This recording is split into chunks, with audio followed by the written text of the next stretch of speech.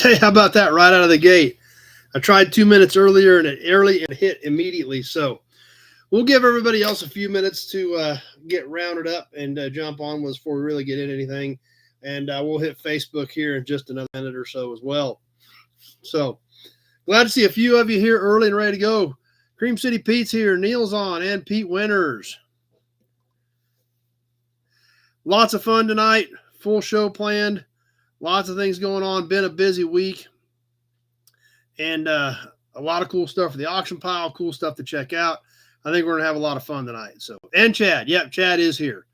Which we can't always say that the way things have been going here lately. I do know there's a fly that is going to die here directly. Where'd you go? Boom.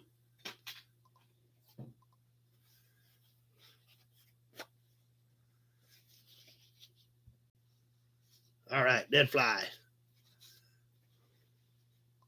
All right, Tractor Mike's here. John's on. Mark's stopping by. All right, let's kick Facebook off and we'll be ready to roll. There's Jim. Mike from Texas. Get Facebook connected and we'll be ready to boogie tonight. And there we go. Facebook's working too. Holy cow. See how long this project works. It's these things have not connected the way they're supposed to in months. Both working tonight. Ron's here. Waycamp's on. So anyway, we'll go ahead and get ready to start. It's 7:30. Time to boogie. I did mark. They're on the way to you. I did get, I got a lot of stuff shipped this week. I've got a few things that are still hanging, but yeah, those did get out, Mark. But I've got, I don't know, a handful of things that didn't get out this week that I will get out to you guys here within the next couple of days. So, these cats are not that good, Neil.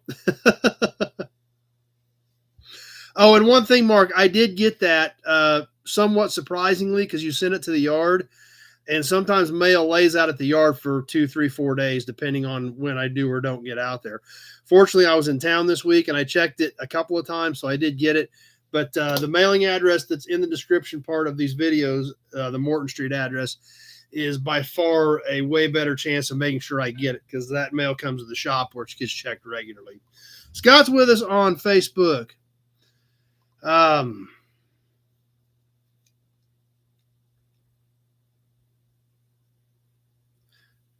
Yeah, that's something definitely, John. It's always not some of those OE jacks, probably not the best thing out there. They do the job, they get by, but that's about all they do. Dad's here with us. Hudson badge, time to go with that. And as always, before we get too far into things, a little bit of housekeeping. Autocorrect, please double check your comment before you hit send. If autocorrect changes it to something I can't understand, I will have to skip it. I try to catch most of them. But if I can't follow what it's saying, I will skip it and go on to the next one. If you're on the Nobody Show Facebook page, I cannot see those comments. This is a shared video from the Nobody Else's Auto Facebook page.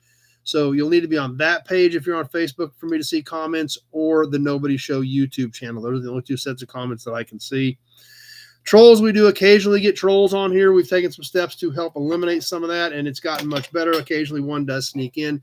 You guys do a great job of letting them know they are not welcome. I ignore them, and you guys do a great job of running them off. Ads are part of the deal. It's YouTube's baby. It's their system. They do slap ads out there.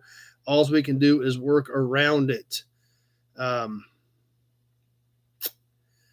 An oil can before you'd have to touch base with me on that, Mark. I don't have any idea where we were at on that, when it was. So not sure about that, Mark. I pulled some old stuff that wasn't paid for. I don't know if you had already paid for that. I pulled some stuff that was not paid for from the last 2 or 3 months today, and there was no oil cans in there. So Ryan and Amy are here. Charles is here with us. And as always, Super Chats are always awesome, and we've got the Supercharged Super Chat badge warmed up for any Super Chats that pop up. Big Job's here. Oh, hey, sorry to hear that, Big Job. Glad you made it tonight, but sorry to hear that. Hope everything is well with you and your family. And we'll all be thinking about you. So there's Kevin. Anyway.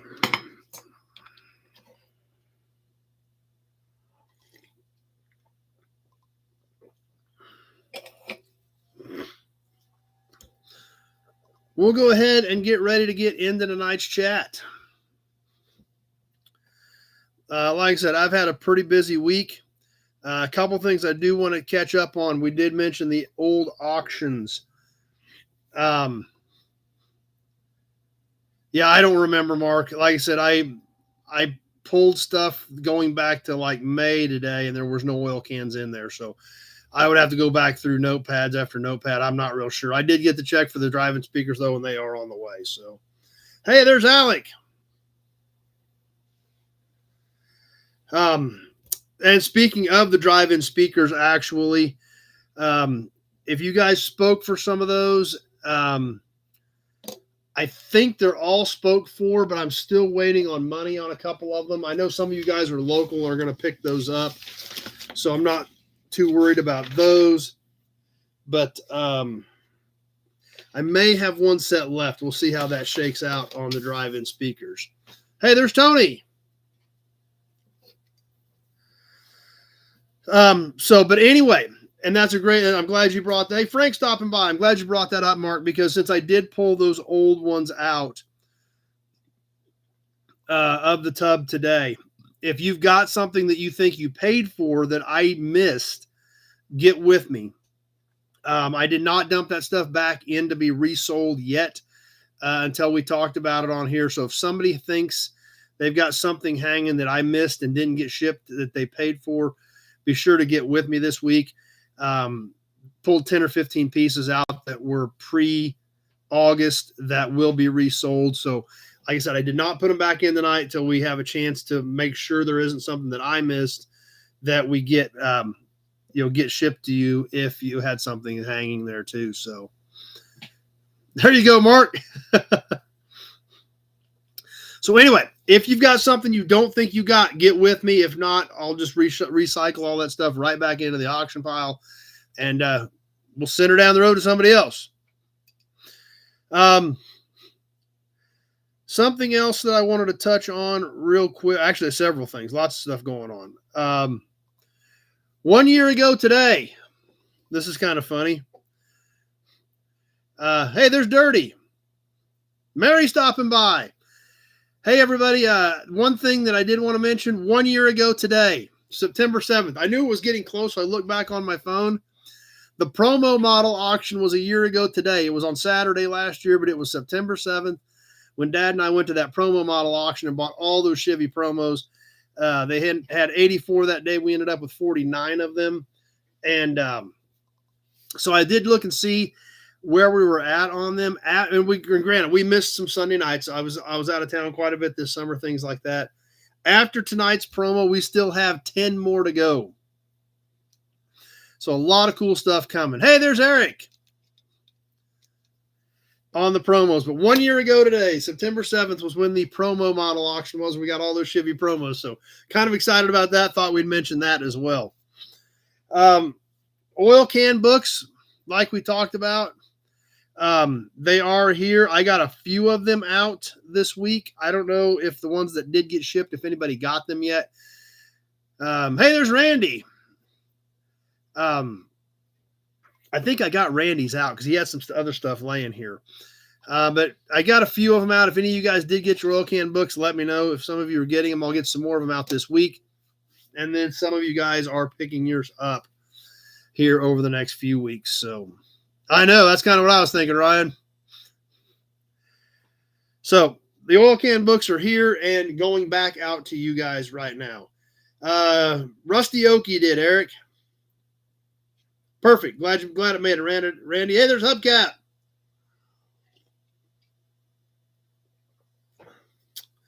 That sounds like fun, Dirty. I hope it came out nice.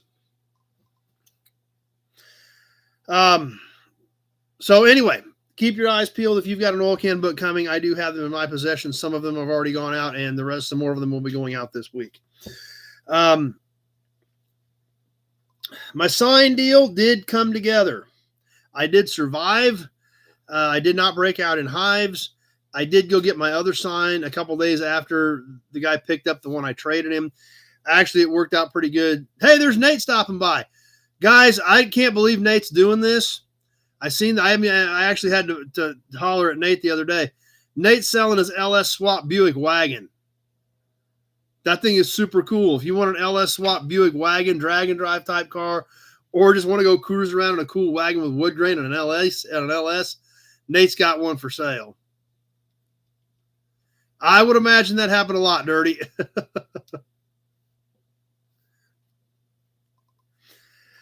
Where were we at? So my sign deal. The guy that I was doing that trade with, he lives pretty close to here. I saw him in town one day. Hey, there's Leo. And I said, hey, you want to come by and grab that? Because I already had it hung. So I had a couple ladders set up. And he stopped by, and we got the sign he was getting was 4x8. So it took 2 people to get it down. So I had this big empty spot. It was kind of driving me nuts. So a couple days later, I ran out to his place and picked up my replacement sign. So I'm better now. I still have to look at that big hole in the wall right now, where that big spot where this 4x8 sign was. But I got the other one here, so I'm excited about that. And we'll throw a short video up on that maybe tomorrow night, kind of a bonus Monday night video for the sign deal. But I did survive. I did not break out in hives. I didn't. Nothing weird happened when a sign left the building. It's kind of weird. And then when I went out to pick up my other sign, that sign was sitting there in his shop. That was really weird to see a sign that used to be in my shop in somebody else's shop. So let me get some air flowing in here, guys. I'm going to turn the air on real quick. Hold on. I got to get over this auction stack. I want to get the auction stack in here close, and now I got to get over the pile to turn the air on.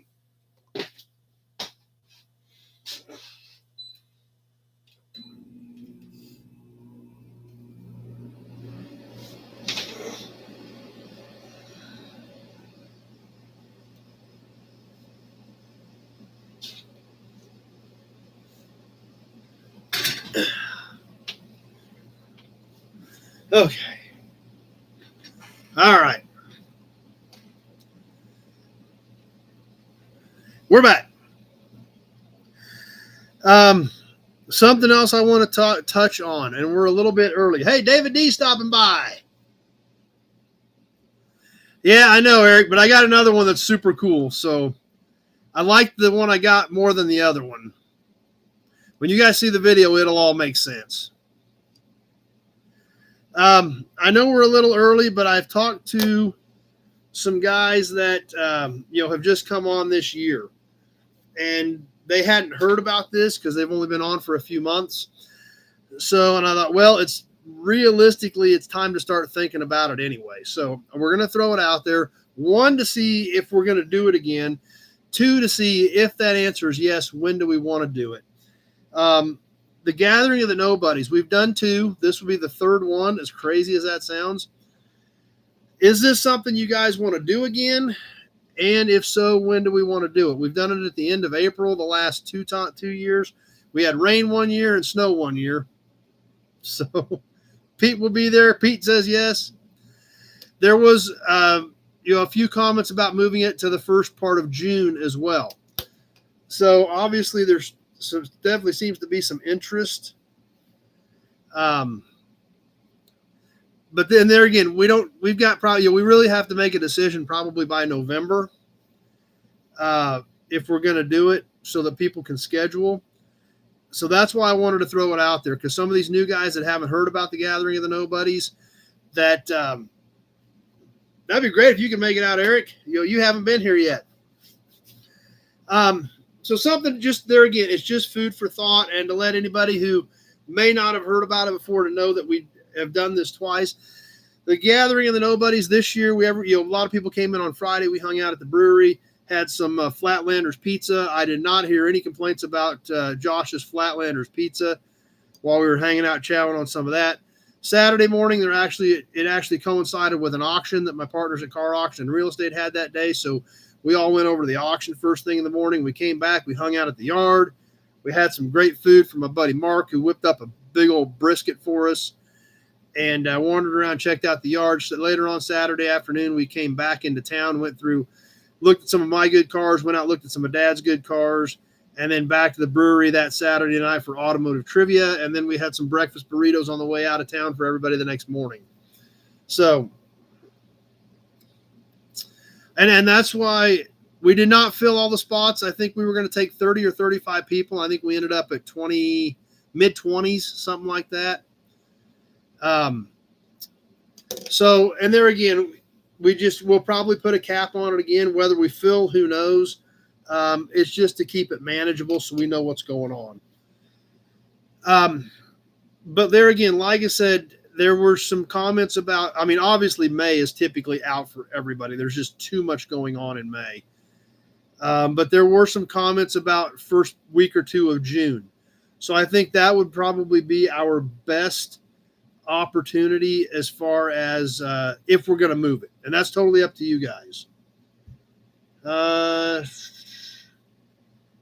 Just give me a call, Gene, this week so I can get that on my list and check and see if I may or may not have some of that stuff. There are still some 51, 52 Pontiacs around. We moved some of the ones that Dad had into my place, and I've got some other ones that have come in since then too. So, yeah, just give me a call and get you on my notepad and check and see what I got, Gene. There's Dennis. That'd be awesome, Cream City Pete. Had some more people that wanted to come. Race week is in early June next year. We'll have to look at that if we may decide on that. No kidding, Nate. It's like you're 50 miles away and it never works out. So, yeah, we'll have to just kind of think, there again, I'm just throwing ideas out there. This is something, obviously, there's a lot of interest in doing it again. I haven't seen any comments where anybody just said, no, I don't want to do it, or I'm not coming either way. So it looks like this is probably something that we want to do again. We just need to look at those dates and see, is the last 1 or 2 weekends in April, there's JP, going to work, or do we want to look at one of those first couple weekends of June? So like I said, we've got plenty of time, guys. We may put some information up on the No Buddies page for you guys to check out on there. If you're not on the No Buddies page on Facebook, jump over there. And we'll see. We'll see if that all works out, Neil. Auburn trip. That wasn't me, I don't think, was it, Eric?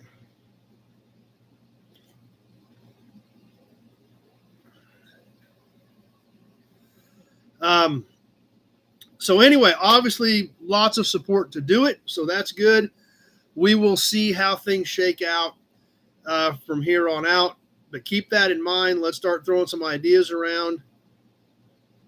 And we'll see what's going to work best for most people, hopefully without snow or rain this year.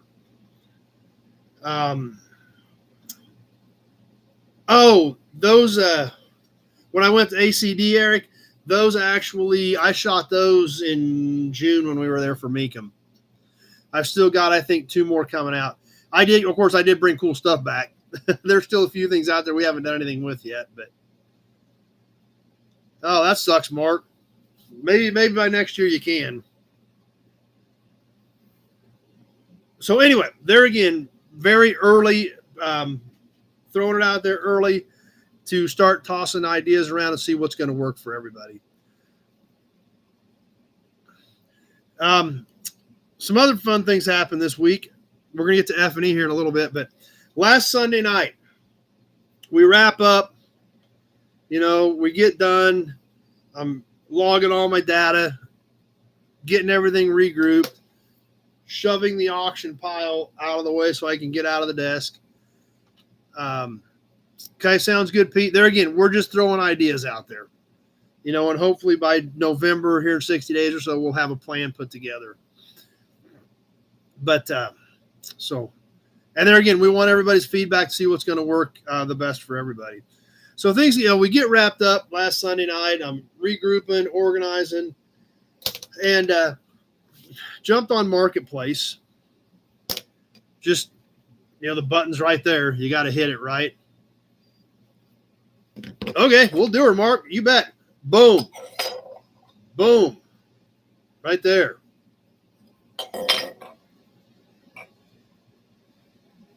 So, I mean, and it was literally Sunday night after we got done.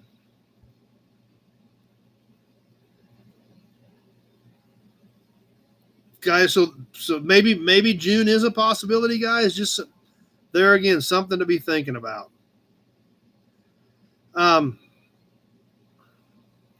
So Sunday night, after I get done, I'm sitting here at the desk, I'm regrouping, I'm organizing, I hit Marketplace. And I'm flipping through it like we all do. And boom. A bicycle that we've been chasing for years pops up. So I was like, whoa. So I screenshot it, sent it to Addie. She messages him. This was actually 10:40 last Sunday night when this all started. And this, like I said, we've been chasing one of these bicycles for years and years and years and years and years. 30 miles away. Hey, there's Andy, the Rusty Okie. And so Addie, I sent it to Addie. She messages him right away. And the next morning we hear back. So she starts messing with him. Come to find out it's only 10 miles away. Another family member had posted it. So we go over and we're all excited about it. We get there and it's not as good as it looked in the pictures. It's not bad, but it's not great. The seat was a mess. They just stretched some vinyl over to recover it. Pedals are wrong. It had some, hey, Throwing Sparks is here. Okay. Facebook people, if answer the questions to get into the group. Andy said he had a few people try, but the answers were wrong. If you guys have any questions about that, let me know. I don't even remember what they are on there. Is it? I think one of them was Johnny Carson. I think, wasn't it, Andy? So anyway, we get a hold of him. We head over, and like I said, the bike's not as good as we were hoping for. It's not bad, but it had some paint touched up that they didn't do a good job on. Fenders weren't bad, but they were banged up a little bit. Not a bad bike, but not as good as we were hoping for. But anyway, come to find out, we kind of knew who these people were. And this guy used to be kind of the Mr. Fix-It of the little town over there. Everybody knew this guy and he could work on anything. And they were getting ready to sell a bunch of stuff off at the estate sale. So we go over to look at the bike and we ended up with half a pickup load. So, hey, Billy Bowman stopping by. But I seen a couple questions about the bike. What were we chasing? It was a black Phantom. We've been after a black Phantom for a long time. Like I said, just unfortunately, this was they did work with me a little bit on price, so we definitely went ahead and bought it to get one. I just, it was one of those. I wish it was, if it had been a little better than what I was hoping for. You would have paid. I even paid more if they'd wanted more for it. It just wasn't quite as good. But it was still cool, and like I said, they're nice people. Uds and Badge, and Dad's bought some cars from the family in the past. But like I said, ended up with a half a pickup load of stuff, some of which is going to end up in your guys' collection. One thing I thought that was very odd, though, is this all went down Monday morning, right after we got out of here, right? Oh, and Gray Kitty. Okay. So, yeah, if you guys are having problems with the questions, be sure to holler at us. But Gray Kitty and Johnny Carson, that'll get you in. But if you guys remember, when we were doing auctions last week, we had those Chevy hubcaps. Hey, Johnny Cash stopping by. There's Rocky. Glad Rocky's swinging by tonight.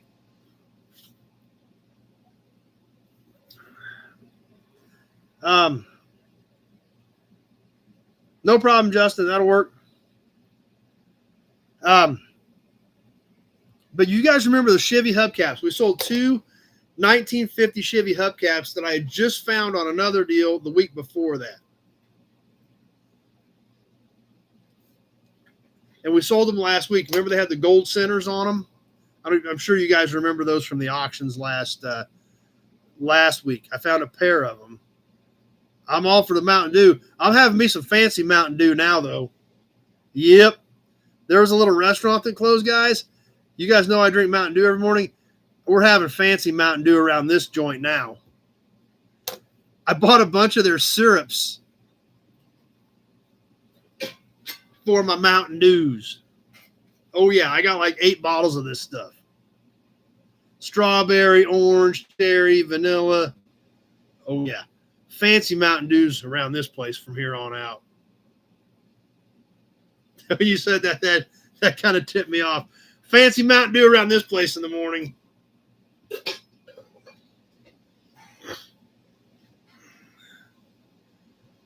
Yeah, but it's Black Phantom is a Schwinn. So anyway, there you go, Big Job. Yeah, if I drank Mountain Dew now, I wouldn't sleep at all tonight. Slushy machine, it's a good idea. But guess what else I got at the where they were selling out this little restaurant? This place was great. Sandwich shop, love this place. Best sandwiches around. So really sad that they're gone. But I got me something else that's going to make this shop awesome. Oh yeah, new piece of shop equipment around here. Not only do we got fancy Mountain Dews around here, I done got me a griddle for the shop too. Oh yeah, we're having fancy hot dogs around this place. Have not tried the hard Mountain Dew, Alec.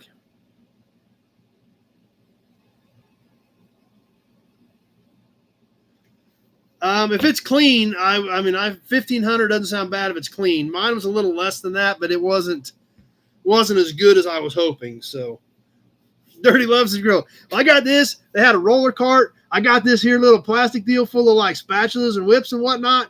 So this is gonna be like a gourmet down here, man. Fancy hot dogs, maybe even an egg once in a while. Oh yeah, it's gonna be uptown. So I got fancy Mountain Dew, and I got a griddle for the shop. See how that works out. I was actually probably, to be honest with you, I was probably a little too excited about the griddle. Breakfast burritos, yep. That's right. We are going uptown around this place. Fancy Mountain Dew in the morning and hot lunch. Chef for the get-togethers never have to leave. So, yeah, I'm Nathan's Dogs. Yeah, like I said, this is fancy around this joint. Yeah, there's definitely going to be some bacon on this thing. There is no doubt about that. Big Red stopping by. Cheesesteaks. Oh, yeah. This place is going to, this is uptown. I even got me a little cutting board and some knives. Oh, yeah. I went all out. This is going to be like an exquisite culinary experience. Hey, that sounded important, didn't it? Exquisite culinary experience. Have to remember that. I don't know who's cooking. I'll throw some hot dogs on there or whatever, but we're like I said, I was probably a little bit too excited about the griddle and the roller cart and the whole shebang. But it's here. I got to get it cleaned up a bit. I got the cart cleaned up, cleaning up the griddle a bit. Don't want to clean it up too good. You lose all the seasoning off of it. But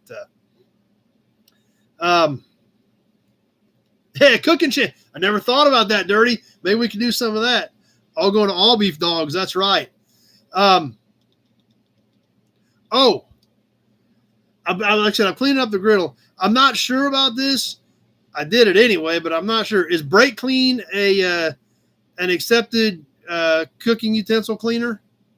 Because that's what I was using. But if it's not, it was cutting the stuff. So Salvage Yard Cafe. So I'm not sure if Brake Clean is what most people use on kitchen appliances, but that's what we use around here. So exactly, Ron. Oh, by the way, Ron, I do have wheel opening moldings for you. They're not all the same color of the inserts, but I do have them all, Ron. So I meant to tell you that tonight. Yeah, that's right. It'll burn off. little more greasy bacon to season her up. Yep. Pete says that would be no. And it's probably dry by now. I was using it yesterday. Using the brake clean yesterday, and I haven't turned the griddle on yet, so we'll see. I don't know. You never know. We may jump on one night. We may be whipping up some eggs or bacon or something. I don't know. But I'm, like I said, I am probably a little bit too excited about this new piece of shop equipment that we have here. But that's right, Alec. But I can't outcook my buddy Mark that does our brisket. I guarantee you that. So not even going to try that.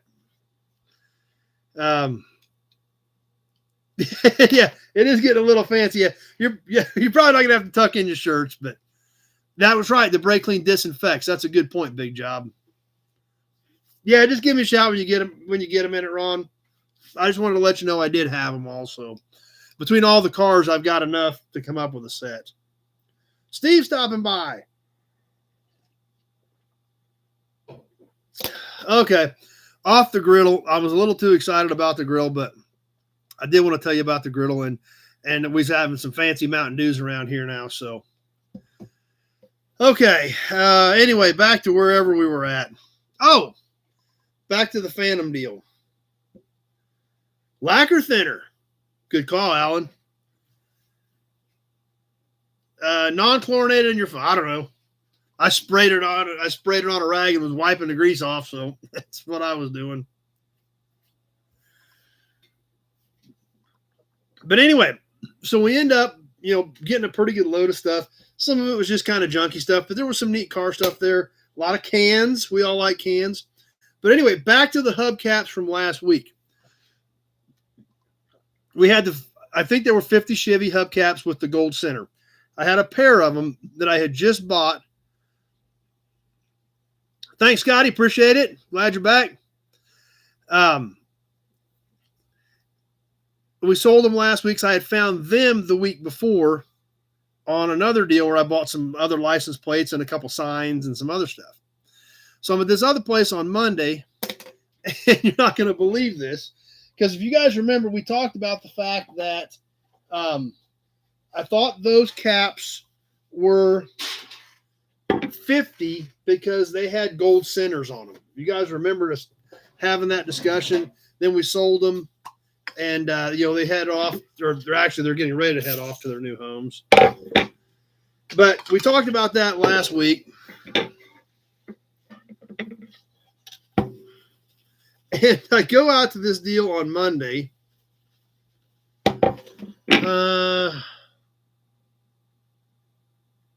Yeah, that's fine, John. Did I have you on the list?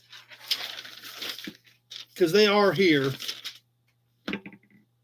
Yes, I had you down, so I've got one here for you, John. Yep, that's fine. No problem. Just make a note. That's what it's for. Buick Man made it. So anyway, we had those 50 Chevy caps with the gold centers last week. Well, I go to this place and then we had a pair of them. I go to this place Monday, and I find 3 of the 49s with the red center. I was like, we just sell 2 gold ones the night before, and then I find 3, another odd number, not a full set of 4, on the 49 Chevy with the red center. I think this red's been repainted. I think the blue's is original. But I was like, what are the odds of selling 2 50s that night and then finding 3, another odd number of the 49s, 12 hours later? I was like, that's hilarious. So anyway, anybody interested in 49 caps to go with their 50 caps? We can sell one of these right now. We can sell all 3 of them right now. Whatever you guys want to do, it's totally up to you. What, you guys want to auction something? I guess so, because we got a starting bid at 20. All right, here's what we're going to do. We're going to do the same thing we did last week. We'll set the timer up. We'll go 90 seconds. I'm going to show you all 3 of these caps. The high bidder has the option to take 1, 2, or 3. The second bidder will then have their option to take 1 or 2 if there's any left. And then if they choose not to, then we'll re-auction the rest of them. This is probably the best one. It's got a few dings over here, but it's a pretty nice cap. These are 9.5 in diameter. So there's that one. This is the second best one. It looks pretty nice as well, but it is scraped right over here on this edge. And got another little dingy down here, but still a pretty clean cap. So there's those two. The third one is the roughest of the three, and it's still not terrible. It just has kind of dings and dents all over it. It still presents well. Got a few over here, the bigger ones over here, a few bigger ones over here. So these are the three we've got. The high bidder has their choice to take 1, 2, or 3. And then the second runner-up bidder will have their opportunity if there's any left. If they choose not to take them or there's anything left after that, we'll open it back up. Anyway, I cannot hold all three of these. We've got Eric at 20. And let's get this thing on the timer. We are live. We are going. I've got Eric starting us off at 20.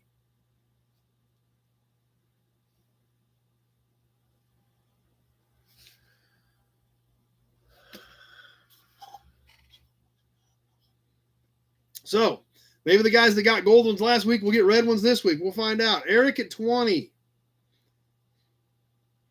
Shipping will be included on everything tonight in the 48 states. If you're non-U.S., you will be responsible for non-U.S. shipping.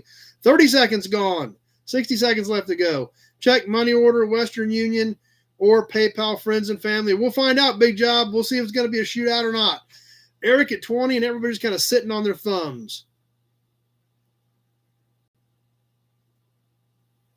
They are all pretty decent. There's no doubt about it. Are you talking to Buick, man, or you want to bid $73, Pete? Coming up on that 1 minute mark. 1 minute gone. 30 seconds left to go.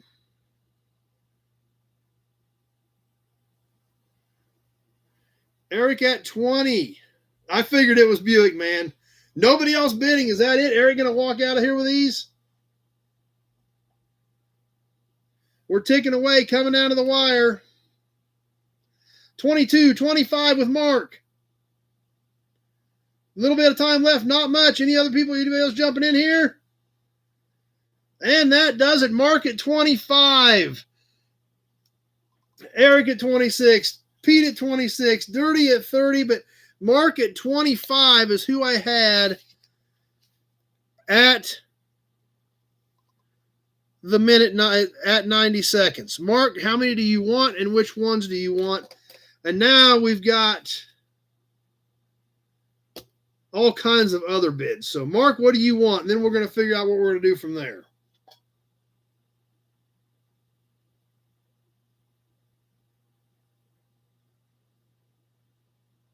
Mark wants the first one, the best one, okay? That would be this one.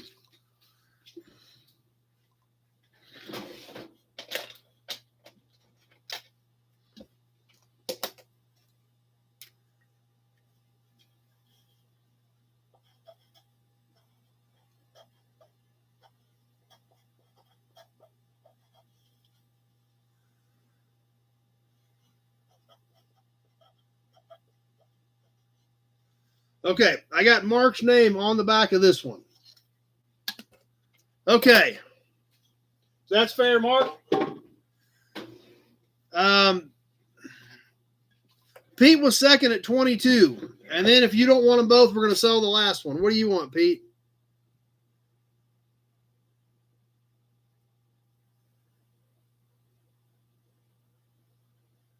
Or do you want to open it back up? This one for Pete. Cream City Pete. We got one left.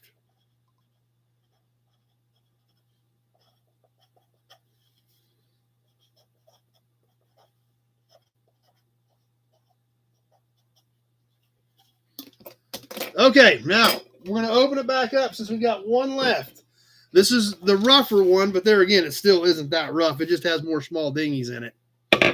Let me get this all logged.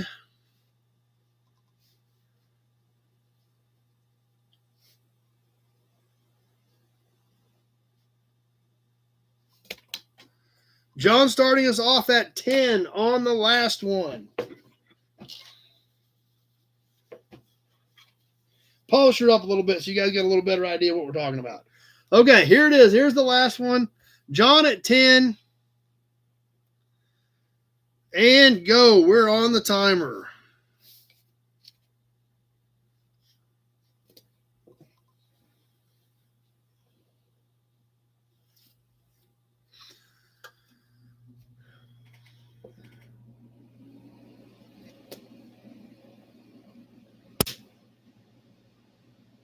I think I got him.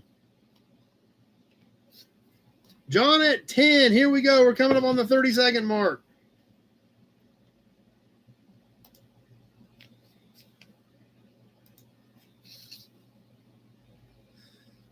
Past the 30-second, coming up on the minute. John at 10, and nobody else doing a thing.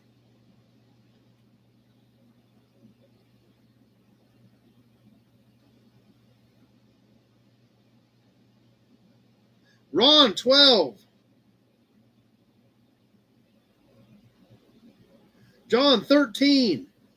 1 minute gone. 30 seconds left to go.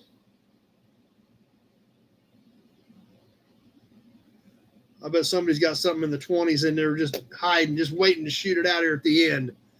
John at 13.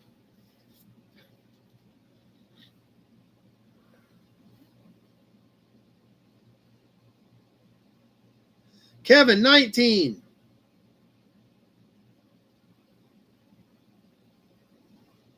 Dirty, 28. And that does it. Alec had a 14 that popped up at the end, but Dirty's 28 had everybody covered. I figured there was something in there starting with a 2 somewhere. John had a 32, just too late. Dirty at 28 is who we had at the end. All right, that was fun. It was just weird that happened right after we sold the other ones. Let's do a license plate real quick while we're starting off here. Let's get a license plate worked in here real quick and then keep on moving.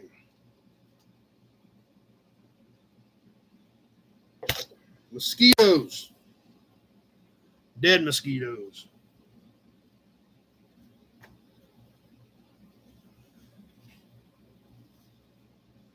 Uh-oh, check it out. Check it out. Boom. Supercharged super chat from Cream City Pete. Thanks, Pete. Appreciate that. Love the super chats. It's awesome. Yeah, obviously, Alec, I figured your delay was way long when I seen that pop up at the end. So, supercharged super chat from Cream City Pete. A 56 plate. I don't think I got any 56s in here tonight. But we'll see what we can come up with. This one, there again, this is kind of a starter plate, but it is a unique one that, you bet, big job.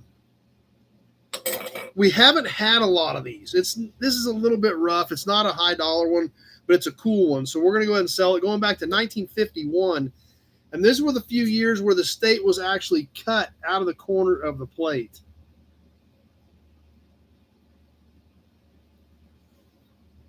So in 1951 Kansas, this is a blue with white letters, and this is actually trimmed out. So there again, not a super fancy great plate, but still has a good look to it. Considering it's 74 years old, I guess that's not too terrible. Anyway, anyone interested in starting us off on the 51 plate? Ron at 15.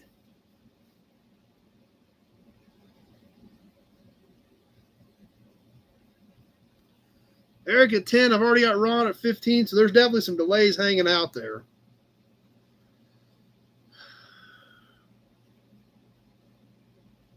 Three-digit, low number plate.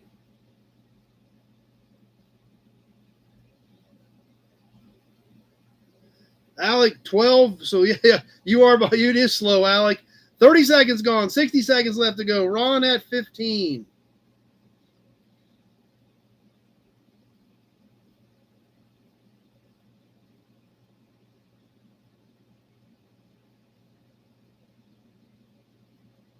Alec, 17.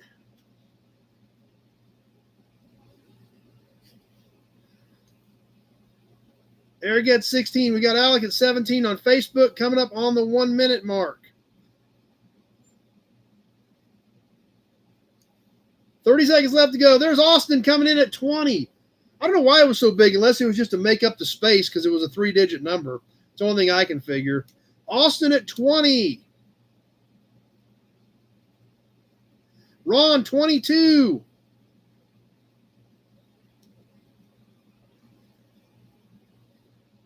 About ready to wrap it up. I've got Ron at 22. And that does it. Ron at 22. Austin had a 25 that came in at 131.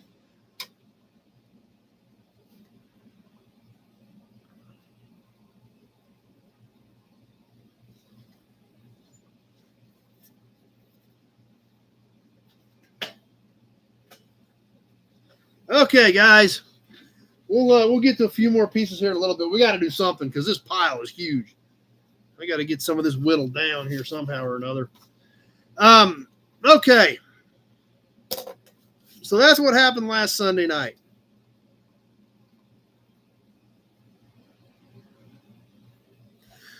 What else has been going on this week? Obviously, we've been talking about this for the last several weeks. F&E Collector Auto Auction coming up September 27th. Lots of stuff going on with that. I think I shot 8 vehicles yesterday. It's going to be a fun weekend. Hopefully some of you guys can make it. I know Rico and Jess are planning on coming. Pete Winter's talking about coming up. Kevin L. going to try to make it. Charles is bringing his coffee trailer out Saturday morning. So hopefully, hopefully some of you guys can make it. It's going to be a fun time. And like I said, some cool stuff starting to come in. What did we take pictures of yesterday that will be hitting the website? There's already a handful of cars up on the website. We're needing an all-night auction. We could just about do her, Big Job. Trust me.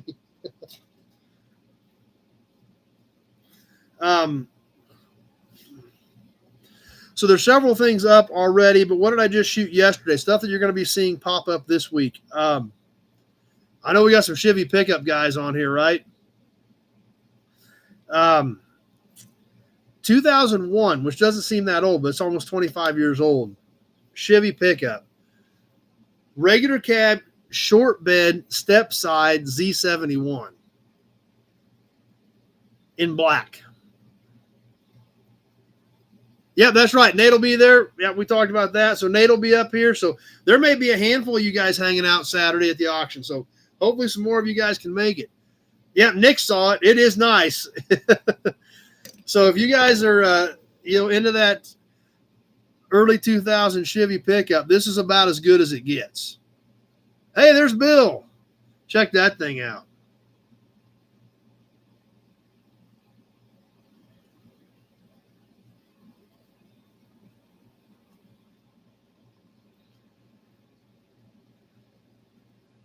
And something else of interest for our earlier Chevy pickup guys. Pete says he's going, Austin.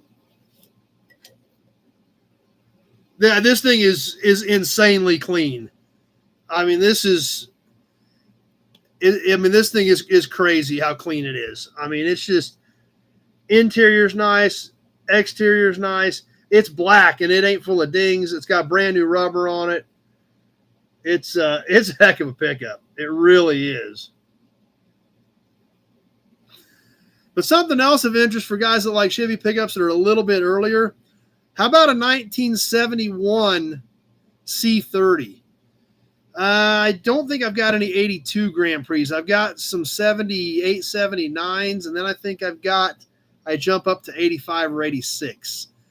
So it would just depend on if what you needed would interchange with any of those years. But I think that's what I've got. I think I've got 3 78, 79s, and then one it's 85 or 86. It's 1971 Chevy C30. Now, the square body guys go nuts over these because they're always low mileage, and this one is with 21,000 miles. But the square body guys love these because they go nuts because of the miles and the condition. But it's a fire truck. It's a 71 C30 chassis cab that they put a fire truck bed on. One department owned. It was out in Colorado up until a year ago. It's in central Kansas now.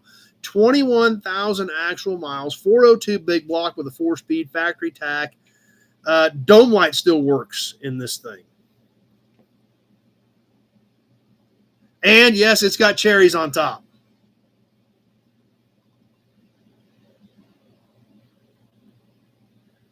$21,000 actual miles.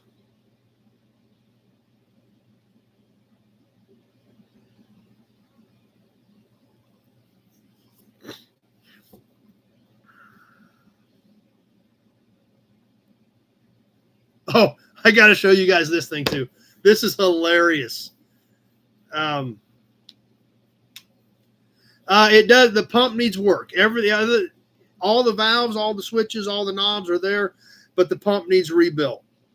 That's a lot of hearts. Check this thing out, guys.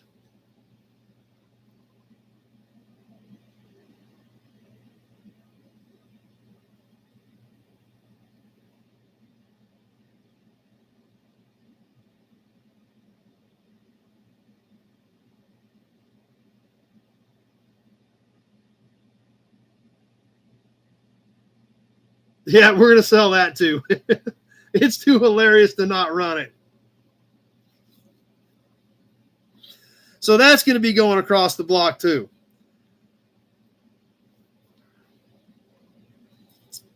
Couple race cars. We took pictures of a couple race cars yesterday. If you need a drag car, we're going to have a few of those there. A Razor, a little Pontiac Solstice. So yeah, a lot of cool stuff that is going to be popping up. And that's just stuff I shot. We've had some other calls on stuff that's going to be coming up. So yeah, there'll be several things being added to the website this week. We will need the cart for the yard. Yeah.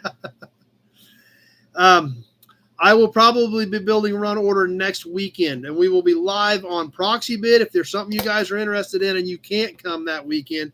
And it sounds like we're going to have a great group here. If you can't come that weekend, online bidding is available through Proxy Bid. So it's going to be a fun weekend. It always is. And like I keep telling you guys, if you come, you're more than welcome. But please remember, I'm swamped that weekend. Made by M&W. Yeah, I didn't know. I just thought it was hilarious. So maybe Tractor Mike. Who thinks Tractor Mike should buy that golf cart? Let's do a survey.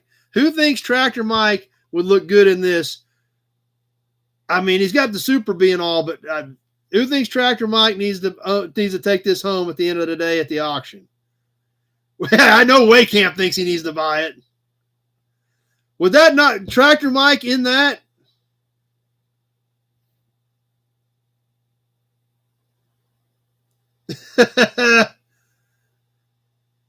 I mean, yeah, it's all on there. If you're here, it's not a problem.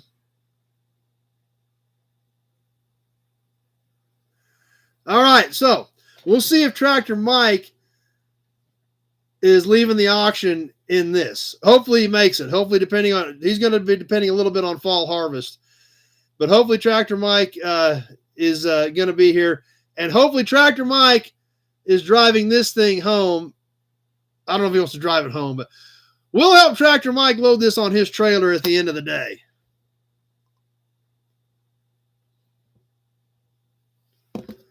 I have two 62 88 four-doors MCJ.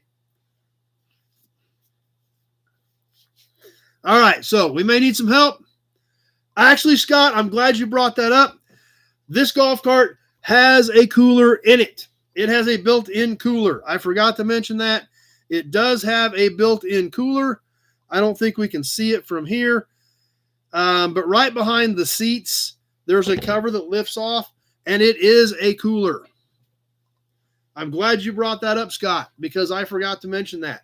It does have a built-in cooler, and it is hilarious.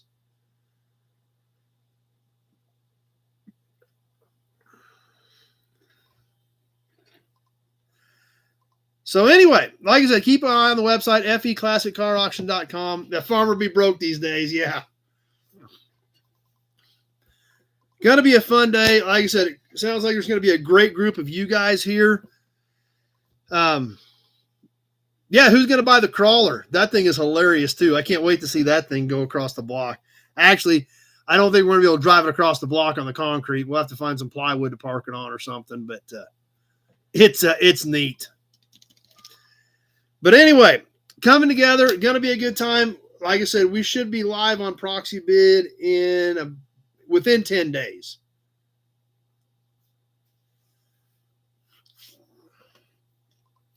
And we'll see what happens. But it's going to be great, especially if, you think you're going to try to make it, Austin? I know you said you didn't think you were going to, but like I said, I know Kevin L said he's thinking about it. Hey, there's Glenn. Glenn, you coming up to the auction? We got a whole crew coming the way it sounds. Austin says he's coming now. So that's Austin, Nate, Pete, Rico, Jess, maybe Kevin L. Charles will be here. Tractor Mike will be here. Waycamp, are you coming? You're not that far away. Is Waycamp coming? Waycamp should come and help Tractor Mike spend his money, right? Who's in agreement with that? So Austin's going to try to make it. So there's going to be sounds like there's going to be a good group. So Glenn, are you coming? Glenn's coming too. So Glenn says he's going to try to make it.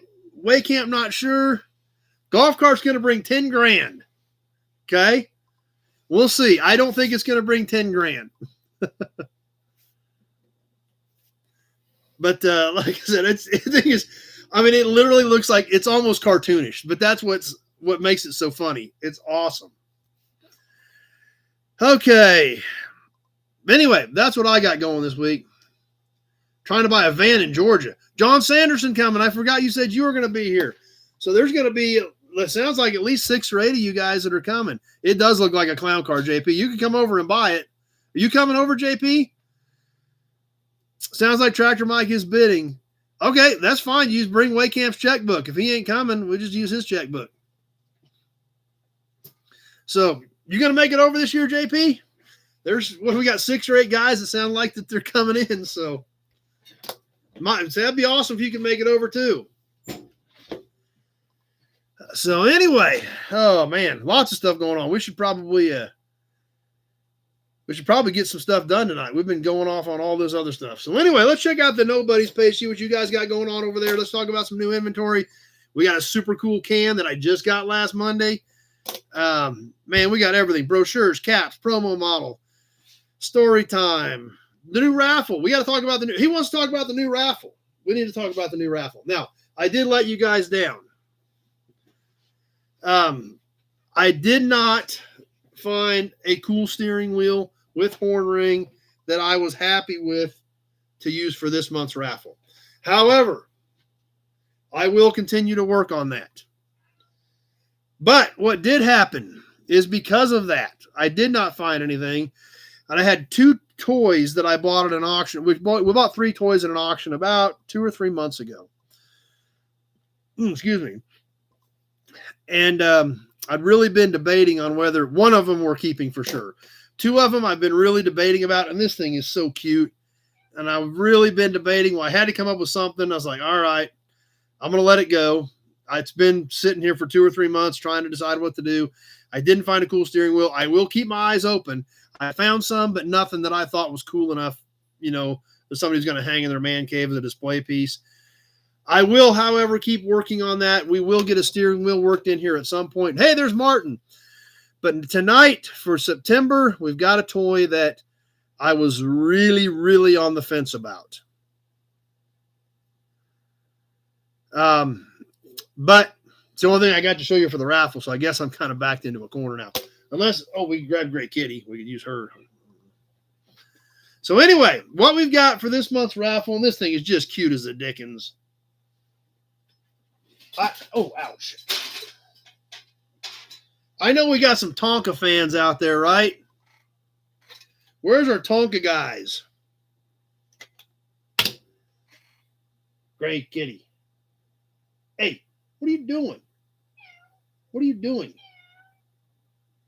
Yeah, you can't get over here, can you? You can jump that. It's only 33 inches. It's only 3 feet. You can jump that pile. Yeah, I knew we had some Tonka guys out here. And this is original paint, original stickers. And like I said, I've really been on the fence about this one, but I'm going to let it go. The only thing I think is not original is the toe chain. The most participated raffle. I would have to go back through and look at some records, Pete. That would be a good question. But I've got notes on it all. I would just have to go back and look and see what the most participated one was.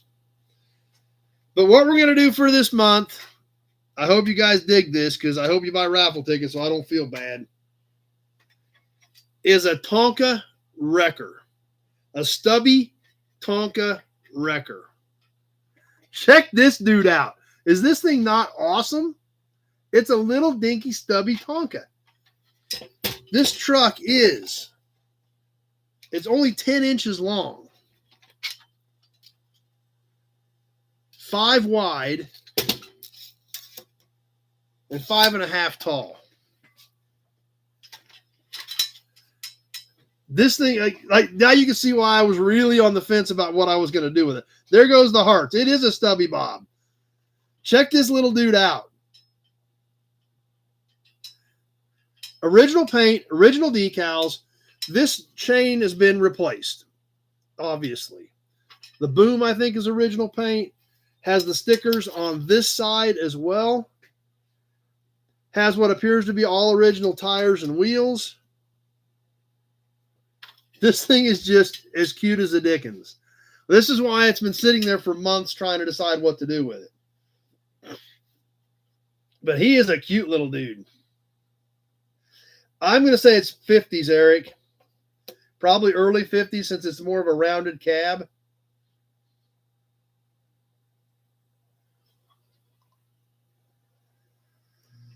So there we go. There it is. I done showed it to you. I'm committed. It's a neat little dude. You're probably right, Scott. It is definitely cool, Alec. Like I said, it's got some chips and scuffs. It was played with, but having the original stickers on both sides, the original tires and wheels, it's sweet.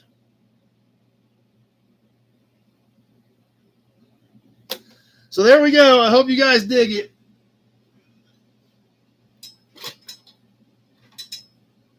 The Tonka Wrecker. I knew you were exactly right, Bill.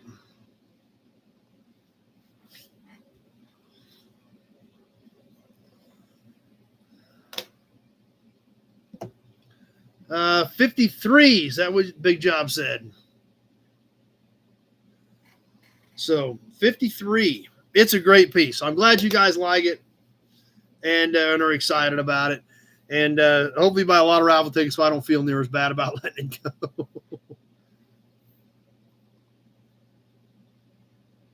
So I will keep my eyes peeled for a steering wheel with a cool horn ring. There was a lot of guys that wanted that. I will keep my eyes peeled. I'll do some looking around the yard. I may have to pull one if I've got something. Just obviously this week was pretty busy. I looked at a couple of places where I knew I had some steering wheels that were off. And all right, there you go, Dylan. And I had a lot of steering wheels, I had a lot of horn rings, but I didn't have anything that was a nice, cool looking set to work with. So we will get a steering wheel worked in here sometime in the near future for a raffle. Let's check out that Nobody's page. What do you guys got going on this week? You've heard all about my week. Raffle tickets are $1 a piece, Mark. You send me $5, you're in the big Buick can 5 times, $10, 10 times.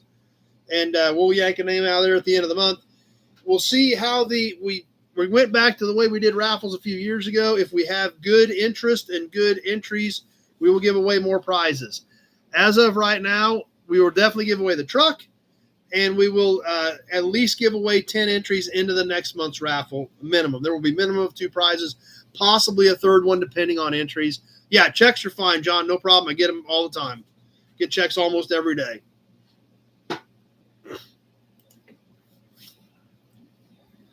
What day are we going to do this one?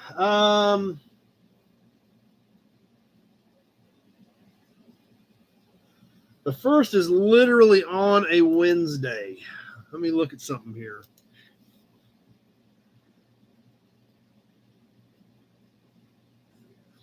We'll do it on October the 5th.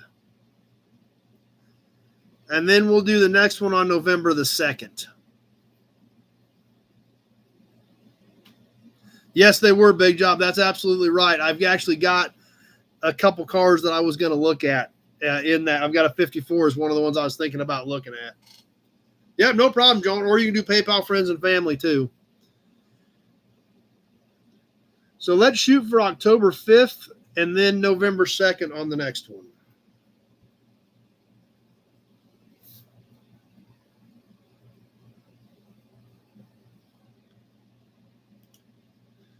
All right, what's going on the No Buddies page? Holy cow, Ron, that's a lot of models. If you guys are not on the No Buddies page, jump in there. Andy said some people tried to jump in, but they didn't answer the questions correctly. Hit those questions. Get on the No Buddies page. We've got 113 people on there right now, and you guys are throwing a lot of cool stuff up there that you guys are getting.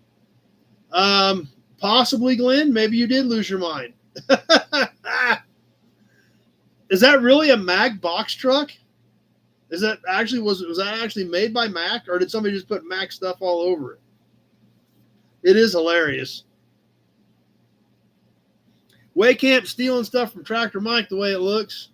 Okay, it's not a Mack. Somebody just put Mack stuff on. So was it a GM box truck? Okay, it was a GM box truck.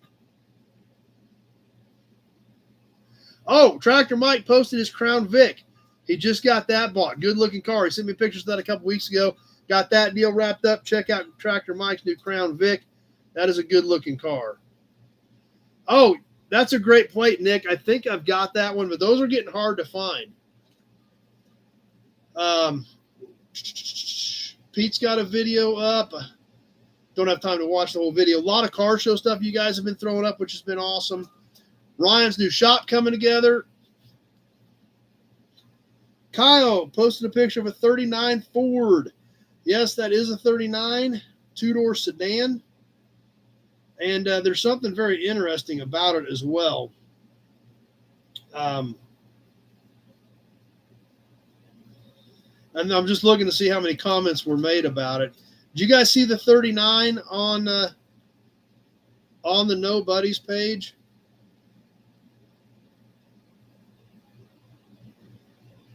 Okay, sounds good, Glenn.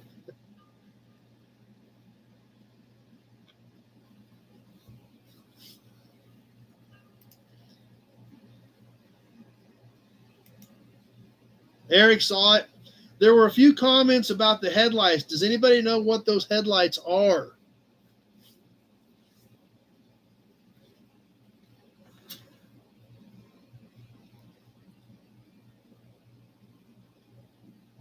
Why does that thing have weird looking headlights?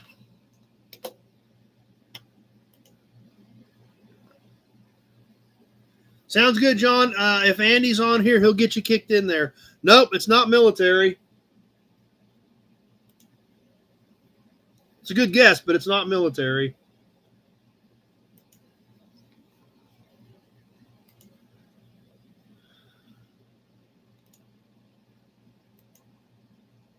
Any other guesses?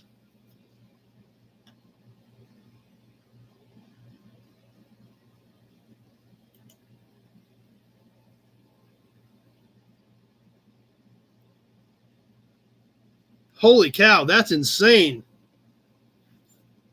I'd seen it look like the engine was in a weird spot. I just didn't sit there and watch the whole video, Pete. Oh, you sit in the back seat and the motor's in the front seat. That is different. Holy cow. Okay, so Andy is on. So hit the questions, John, and we'll get you in there right away. The weird headlights on the 39 Deluxe. Those are a sealed beam conversion. 39 was still the old assembly with the glass lens and the bulb inside of it. Those were a sealed beam conversion where you could just put the actual regular glass headlight bulb in that socket. and not have to take the whole thing apart to change the bulb in the middle of it and put the glass lens back on. So sealed beam conversions are what those headlights are on that 39 Deluxe. Lots of great car show pictures. Matt out finding a bunch of cool stuff this week. Buick man at a car show. Mark, time to let the 53 go. 53 MG is what that looks like. You're wearing an MG hat. I assume that was a 53 MG.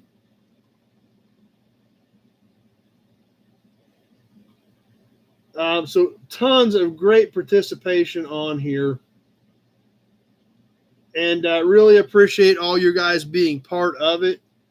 You know, Weston posted some new stuff he found. Kevin posting stuff. So Cream City Pete and Buick Man, you guys were both at that show. Am I hearing that correctly? Pete Winters posted up. Bill Disc posted red lines. Shopcat got some new stuff up. Andy was out doing some digging. It's really great that you guys are participating in that page the way you have been. And oh, sweet, good. You guys did get to meet and hook up. That's awesome.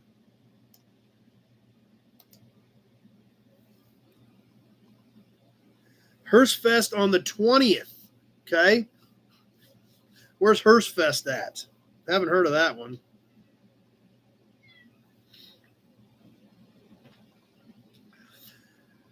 Anyway, we'll keep on moving. And we do appreciate everything that Andy and Zach do for us. Michigan's where that's at, on maintaining and managing that page for all you guys to enjoy. So as always, we definitely appreciate Zach and Andy's help to get in there and help run that page and take care of it for us.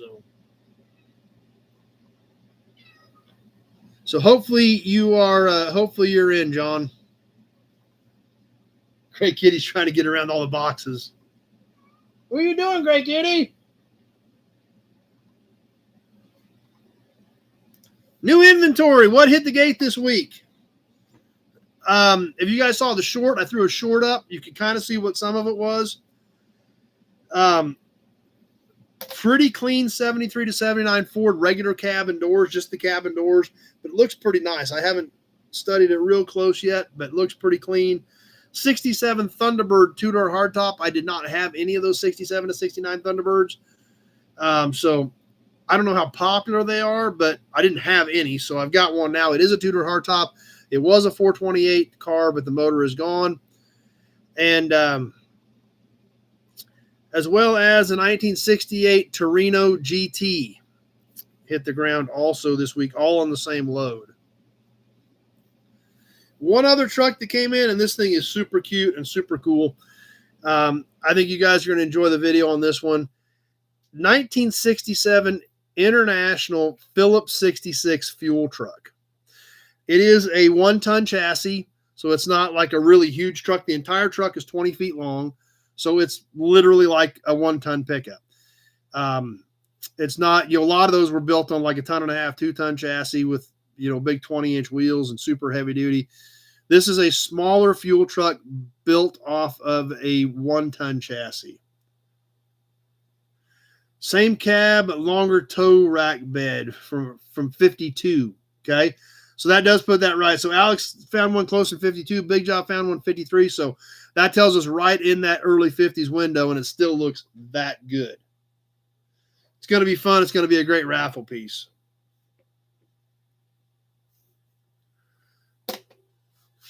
So a lot more cool stuff that we're going to be sharing with you guys on some new videos of new inventory that's been hitting the ground. What else we got? Can, promo model, badge, cap, brochure. Oh, this brochure thing, it's crazy. I hadn't seen this one yet, but it's till I grabbed it out. And I was like, oh, geez, holy cow. Let's do the promo model. We talked about promos a little bit earlier. And we have 11 left. There will be 10 more Chevys to see after this before we get into some of the other ones.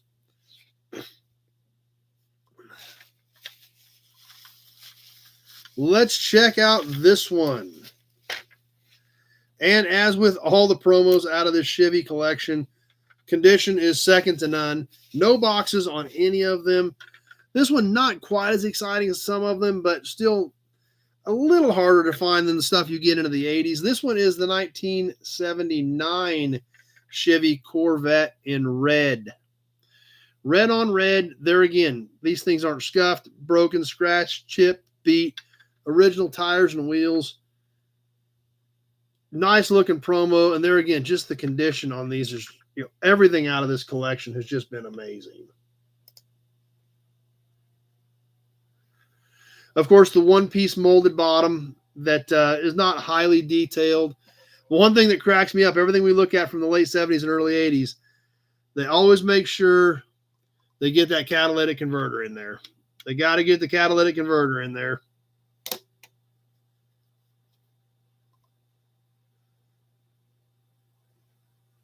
Eric needs it. Like I said, all these Chevys are just amazing. Red on red. I don't know how many red interiors they made, but like with most of these promos, it was one color, and they used the same plastic for inside and out. Just like I said, and these C3 Corvettes now, are starting to get a little. They're starting to finally tick up slightly in value, and finding good ones is a little bit tough anymore. So there we have it, the 1979 red on red Corvette promo from the Chevy promo collection. Had them 1 year now.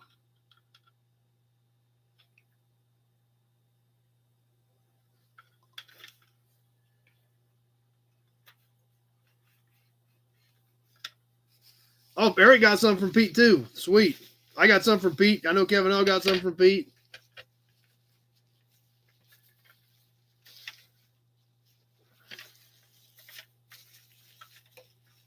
$10 more to go. Dylan Hubcap's got this one. Well, 10 more to check out of this collection. We've got some other ones I've picked up over the last year that we'll get to eventually. But having a lot of fun with this big Chevy promo collection. How about an Auburn Hudson badge and an Auburn badge? What the heck? Let's get them both squeezed in here.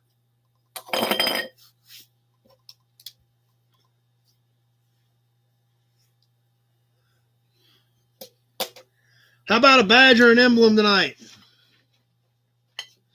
This one, fresh out of a box that I found Monday. I believe this is 1938 Chevrolet trunk badge. Sat right in the middle of the trunk, bolted flat to the trunk lid. This appears to be a metal base, and this is, I don't know if this is stainless or what it is, or I think it was plated, that was actually stamped over this metal plate that held it. The bow tie, the Chevrolet, the zigzag, this is all stamped in it. Yeah, we've got a grease cap tonight, Eric, as well. As a matter of fact, we've got a bunch of grease caps lined up. We'll talk about grease caps here in just a minute. This one shows a little bit of age, a little bit of wear in the finish and things like that, but kind of a cool piece. It is about 6 1/4. It's about 6 1/4 high and about 2 inches across here. So 1938 era Chevrolet trunk badge, kind of a neat piece. We are going to talk about grease caps as well. I forgot to mention that earlier, Eric. Eric's trying to bid on this. What are we doing, guys? Are we going to sell this? Eric wants to buy it. Are we going to sell it, or are we going to keep it? More ads popping up. Yeah, unfortunately, we are dealing with ads. We always do every week. You guys want to sell this? I don't care. I could keep it. Ron at 20. I guess that means we're selling it. It's kind of cool. Big Job says sell it. Eric says sell it. What are we going to do? I don't know. It's kind of cool. Ads are bad tonight. That doesn't surprise me. I didn't change any of my settings, so it's probably just what they're doing. So are we selling it? I got 2 votes to sell it.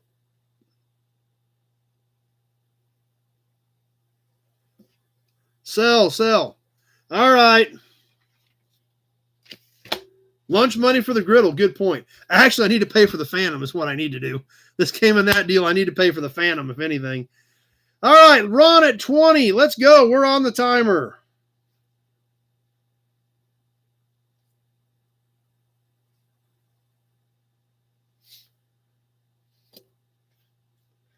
And if we're selling stuff, I'll look for something else to throw in here with it or to go after this. What else should we do? F&E is September 27th, Mary. 30 seconds gone. 60 seconds left to go. Ron at 20.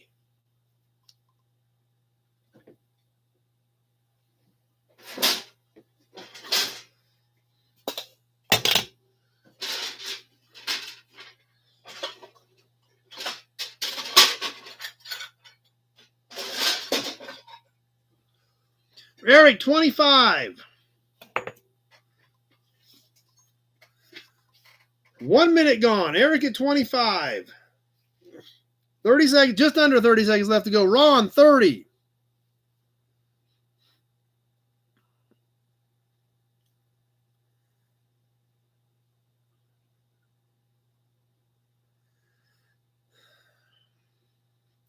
Just about ready to wind her up. We're coming down to the end. I've got Ron at 30.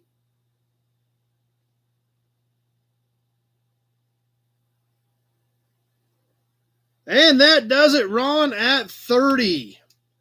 Eric had a 32 in there that came in at 132.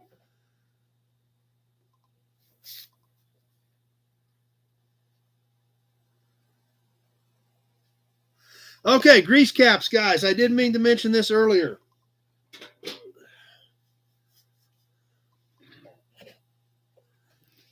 That's right, Mark. That's right.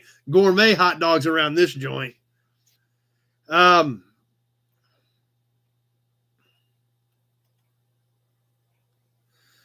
Let's see. Grease caps. Somebody mentioned grease caps. Why am I not finding the grease cap comment?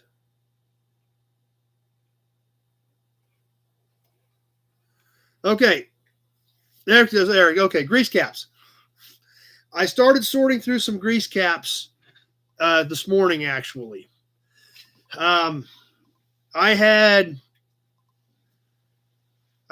The first batches I drug out, I had almost 150 of them laying out on the floor. Then I got some more boxes out. Then I found another box after that. Then I think I found one more box after that. I had over 200 grease caps out on the shop floor this morning. Kind of looking for duplicates, things like that. The crazy part about it is I did not have a ton of duplicates. However, I did find a handful of duplicates. I had a couple boxes that I already knew were duplicates. I only found like 8 or 10 more that went into those sell boxes that we'll be seeing. So, and I was going to mention that earlier, so I'm glad Eric brought that up. So let's sell one. Anybody up for a grease cap? This one's a pretty good looking grease cap.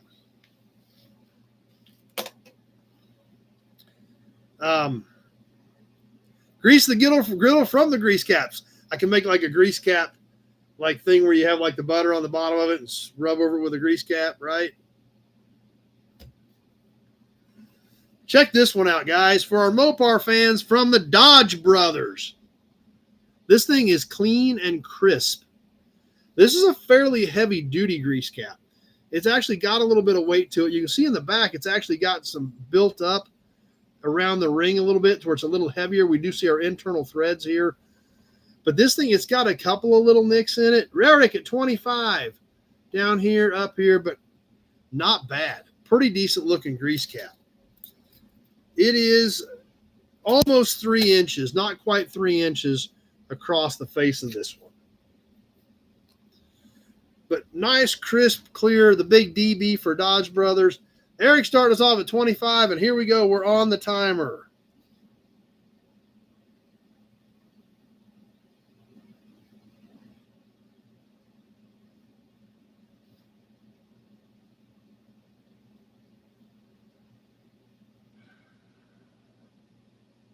Ron, 30. Or the Doobie Brothers. That's a good point.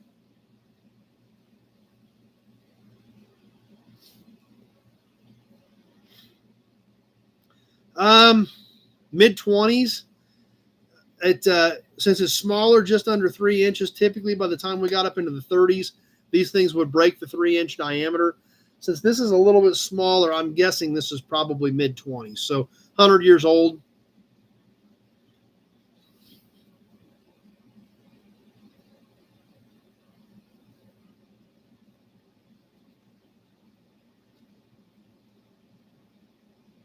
One minute gone. 30 seconds left to go. Ron at 30.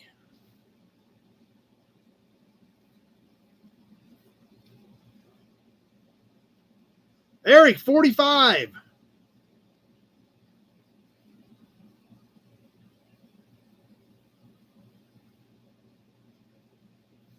Ticking away, coming out of the wire. Pete, 49. And that does it. Pete at 49. Eric had a 51 just too late. That's true. Maybe Kevin has a brother named Dave or Don. Who knows? Pete at 49 is who we had at the minute 30 mark.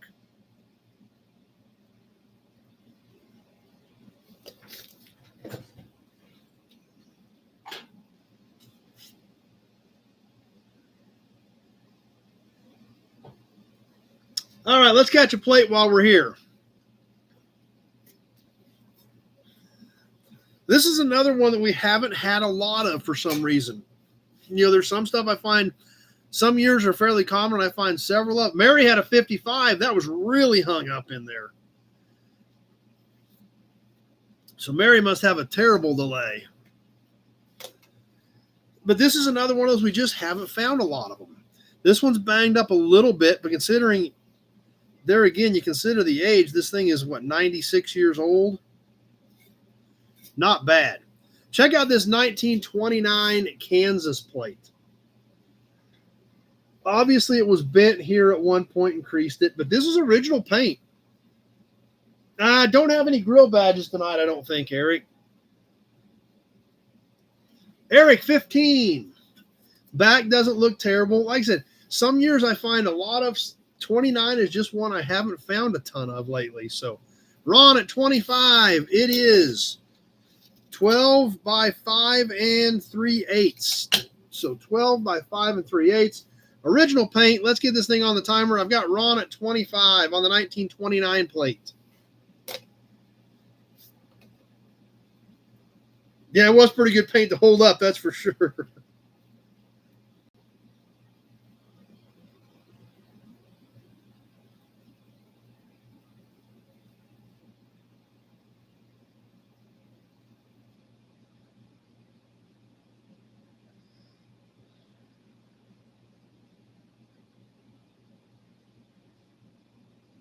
$30 seconds gone. Ron at 25. This one might be interesting. Eric and Ron both jumped in there right away and then just crickets. I do know we're halfway through because there's the 45-second mark, so we'll find out here in 45 short seconds what's going to happen. Eric, 27.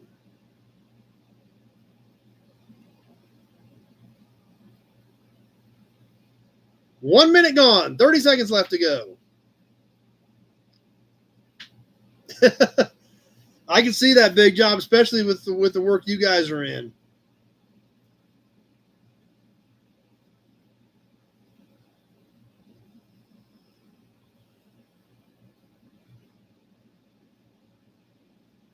Ticking away, coming out of the wire. I've got Eric at 27.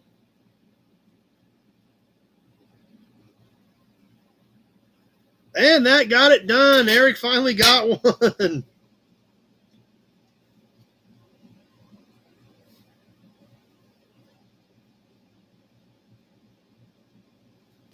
There's Ron's 30. I figured there was something coming back, but those delays have been weird tonight.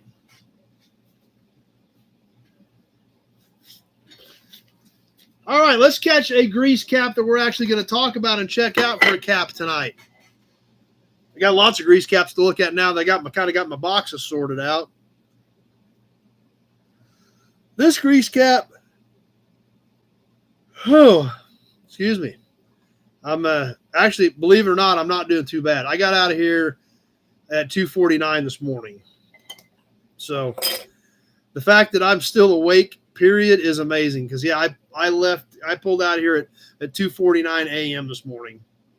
I did sleep in though. I didn't get back down here till it was almost 9 before I got back down this morning. So I was running a little late it was close to 9 o'clock before I got here, which is kind of weird. But so it was well after 3 before I got to bed.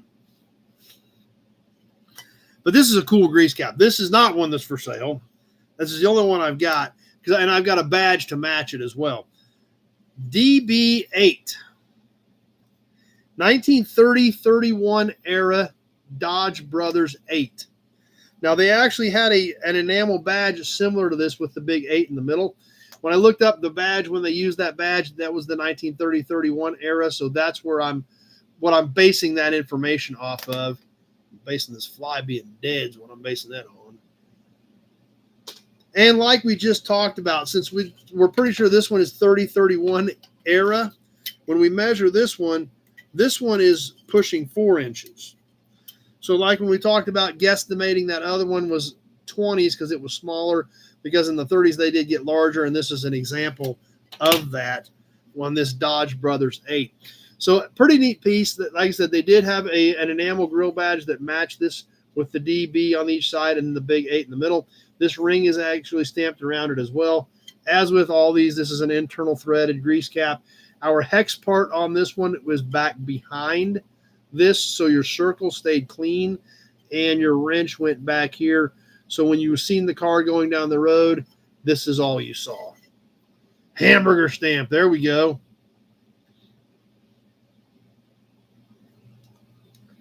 So the 1930-31-ish Dodge Brothers 8 grease cap.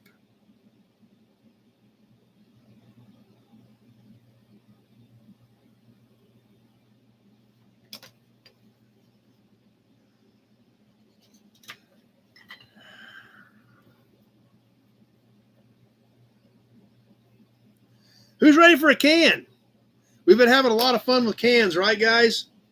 Lots of hearts. That's awesome. Glad you guys are liking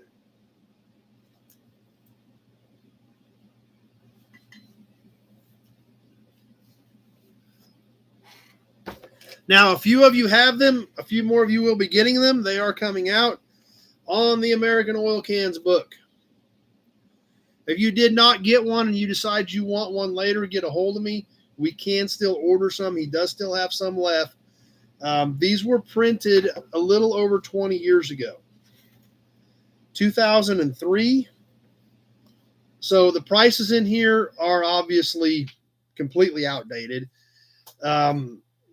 You figure signs are probably 3 to 5 times what they were 20 years ago. So probably figure 3 to 5 times on oil cans as well on these values. But let's check out tonight's can. Another one that I found Monday. I got a couple boxes of cans actually on Monday. 30 slices of French toast. There we go. We may have to do that at the gathering. We may have to make eggs and stuff on it just so we can say that we used it, right? Would that not be funny?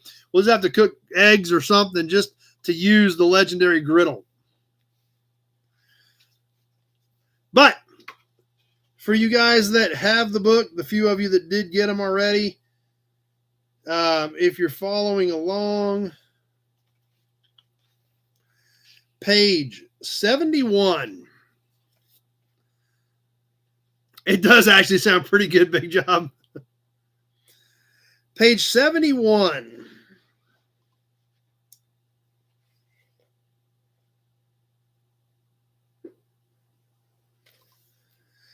And we're going to look at eggs and bacon. That's exactly what I was thinking about on it.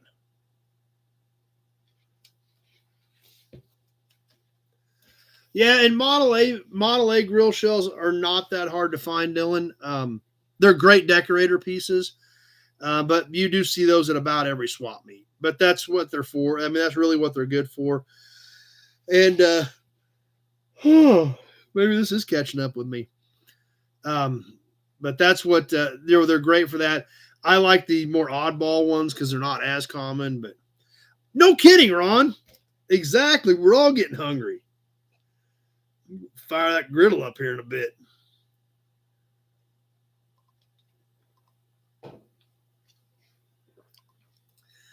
But anyway, we're going to go to page 71 and look at can number 767 in the book. 767, right here, the heavy duty premium Phillips 66 motor oil.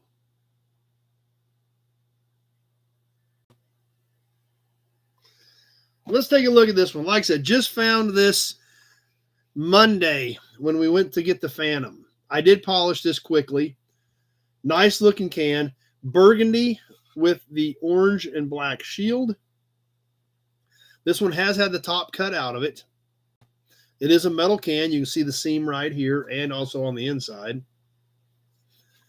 Lubrication for every make of car and truck. This premium motor oil is made of the finest crudes and protective additives. Rigid control methods assure uniform quality. You can depend on it at all times under all driving conditions. Gives low oil consumption, cleans as it lubricates, prolongs engine life, protects rings and valves, guards hydraulic lifters, provides anti-acid and anti-corrosion action. Get lubrication plus engine protection on the back of this Phillips 66 quart. This is a good looking piece. It's got a few scuffs and scratches, but when we look at the book, at the details on the book, can number 767, Phillips 66 Premium Heavy Duty, maroon, white, red, black, 1951. So this can is 74 years old. You got one, Eric. You've got sniped a lot, but you did get one at least. So this is a sharp can. 1951 looks pretty darn good for a 74-year-old oil can that, there again, was supposed to be thrown in the trash.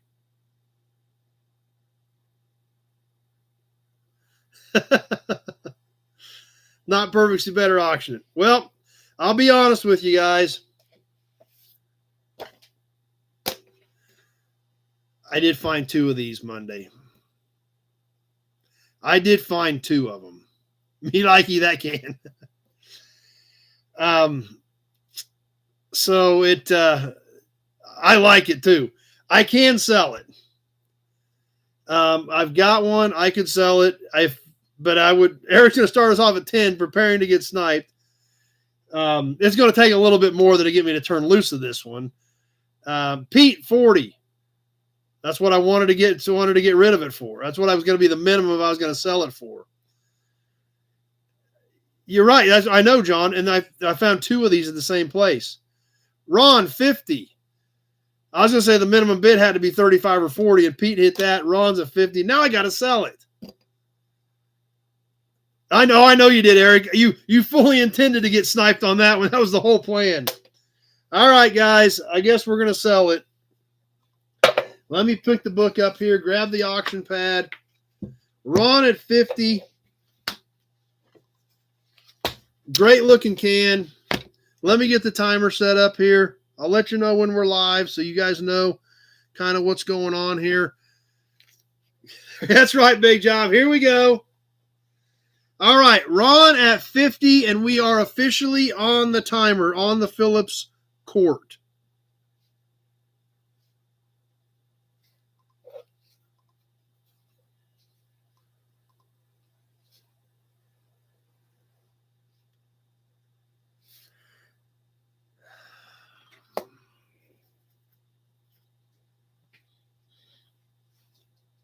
Yeah, I know. Even though I got two of them, it's just such a good-looking can. I hate to let one go, but I know you guys like this stuff for your collection too. But it might, Dirty. We're past the 30-second mark. We're at the halfway point, 45 seconds.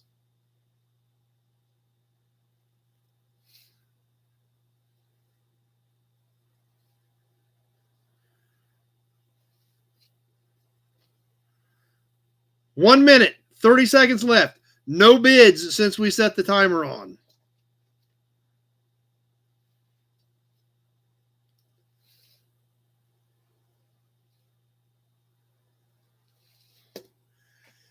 We're coming out of the wire. Still no more bids. 50 with Ron. Eric at 60.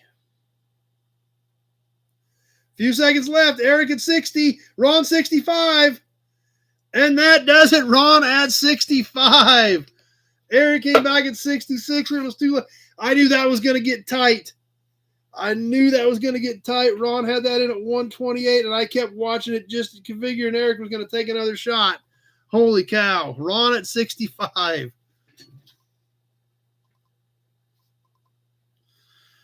Ron and Eric have been going at it tonight. Yeah, that's right, Eric.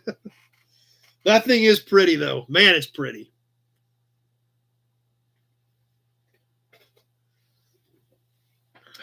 Woo!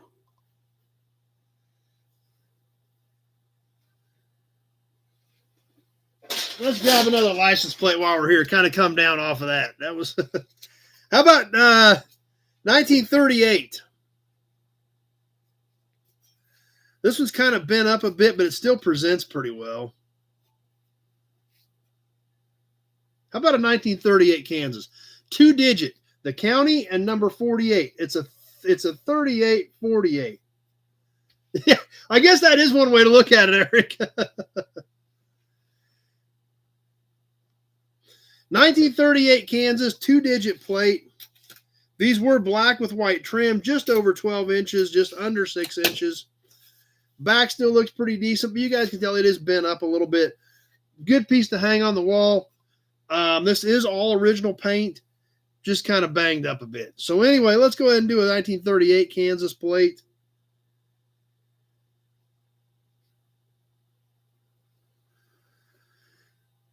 Ron, 15.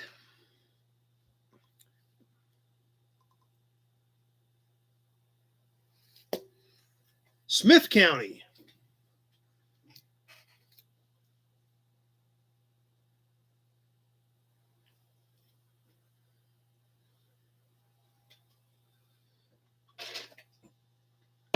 Martin, 16.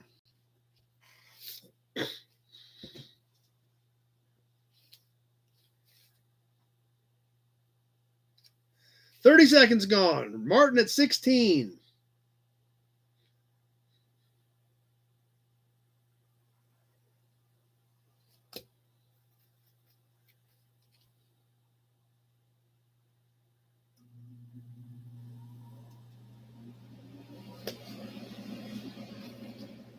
Coming up on that 1 minute mark, Martin at 16. 1 minute gone, 30 seconds left to go.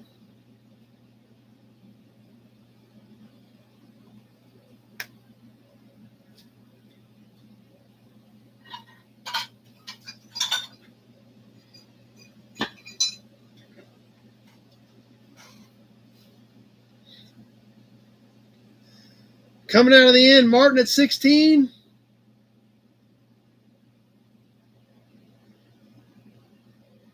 Eric, 18. And that does it. Hubcap 17. Eric's, holy cow, they're still coming in. Eric got that one. Eric was the one that come in at 128 with an 18 at that time. Holy cow, that was tons of bids. It's a good thing I got the timer right there so I can keep track of it. Eric at 18.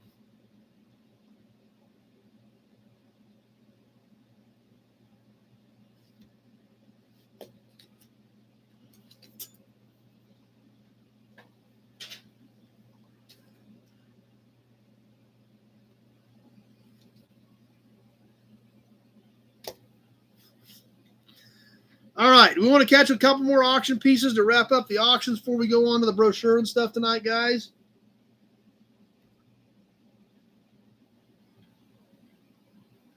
I got, yes, that was quick. I got one more cap Monday. I got some other kind of cool pieces. So we'll do a couple more things if that's cool with you guys. Holy cow, Pete, you all right there, little buddy?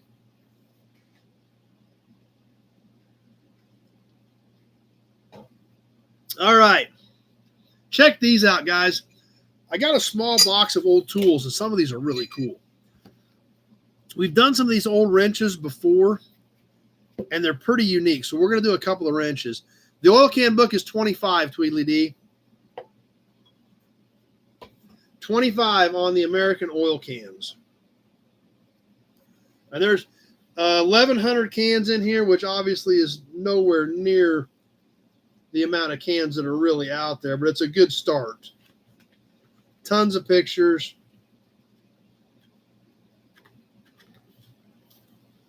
So good piece. You can order them individually. If we have another batch of guys that want to get a group of them, well, I'll order another batch and do them through here. Some old tools. These are pretty neat. Some of these old wrenches are really funky. Check this thing out. From the Harvester King Company.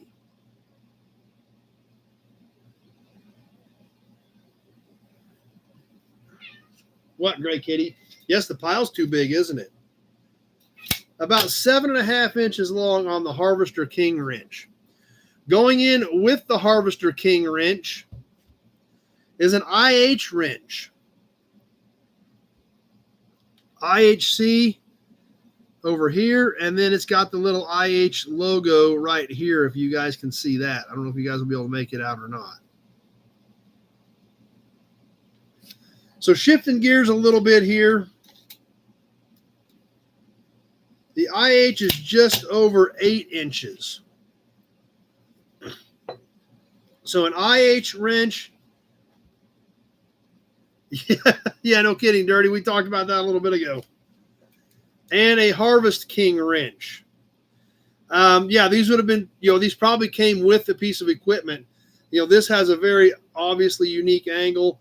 And this thing did everything, apparently. I don't know. So, are you guys interested in these or not? I thought they were kind of neat, so I thought I'd throw them up, but nobody's jumping on them. So, we'll give it a few more seconds to see if we're going to roll with these or not.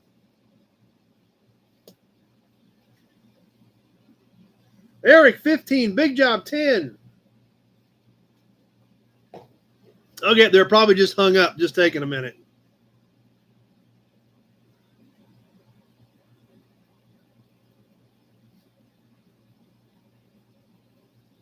Mary, 20.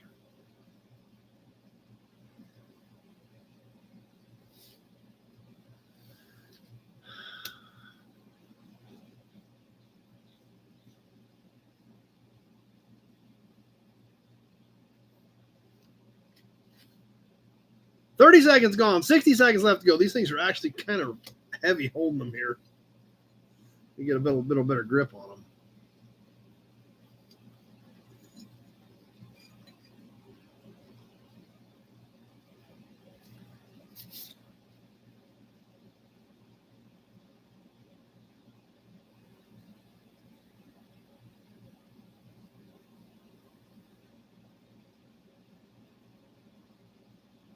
One minute gone. 30 seconds left to go. This one was an international one.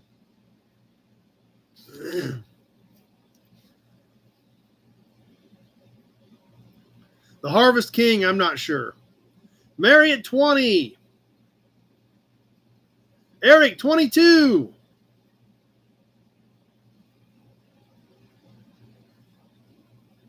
Big Job, 23. And that does it. Big Job at 23. Mary out of 25. Eric out of 24. It was Big Job at 23 when we saw the 130 on the timer.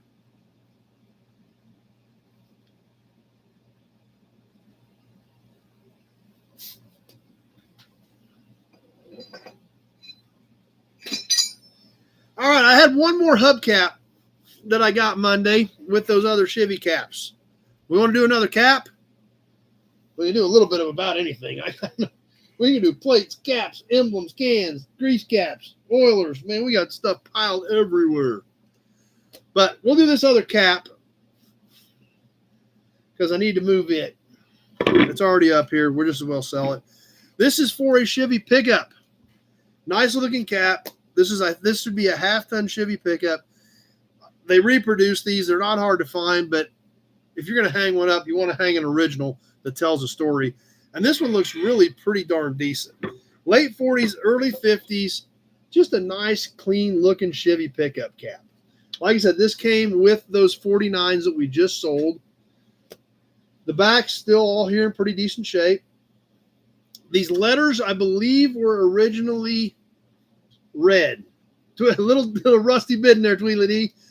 The paint is faded. You could paint them any color you wanted. I mean, if you wanted them to match your decor, you could paint them. Yeah, I think she gave up. I don't know where she went, but I think she gave up. So these were red, I believe, but like I said, if you were hanging them somewhere where you had blue trim or green trim or brown trim or whatever, you could kind of paint the letters to match your decor. It's got a few dings and dents, but just a nice, clean looking man cave piece. That's just kind of what we do here. It is right at 10 inches in diameter on this Chevy pickup cap. Ron at 20.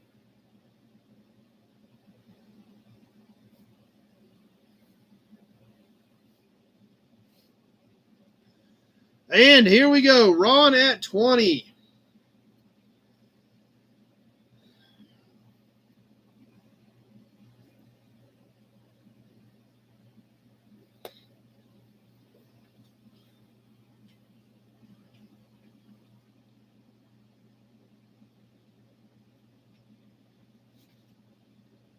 Mary jumping off. Glad you made it back by tonight, Mary.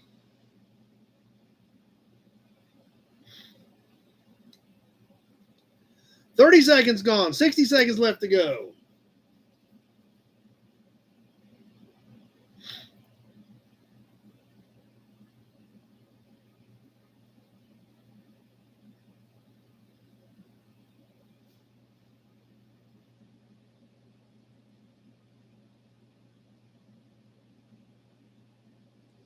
Sounds great, Dirty. Appreciate it.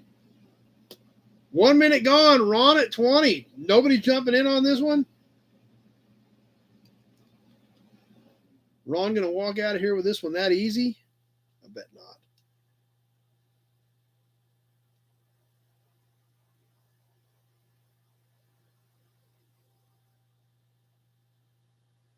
We're coming down to the end. Ron at 20.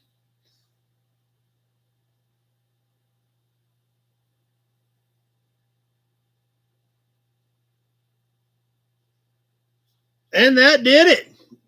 No, there they go. Kevin at 22, Eric at 21. Ron got out of here with it at 20, just barely.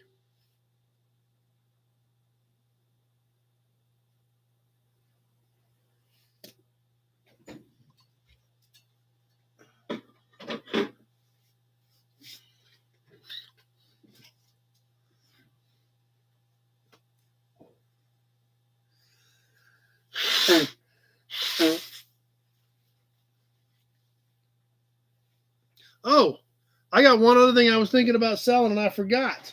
I forgot about this. You guys tell me if you're interested in it. If you are, we'll do one more. I forgot. Who was on with us Toy Tuesday?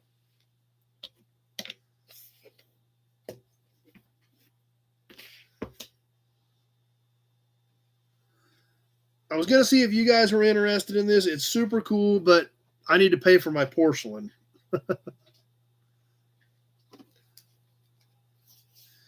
When we did Toy Tuesday the other night, we looked at a notebook full of TSBs. All kinds of old information, Chevrolet, Oldsmobile, all kinds of cool stuff in here.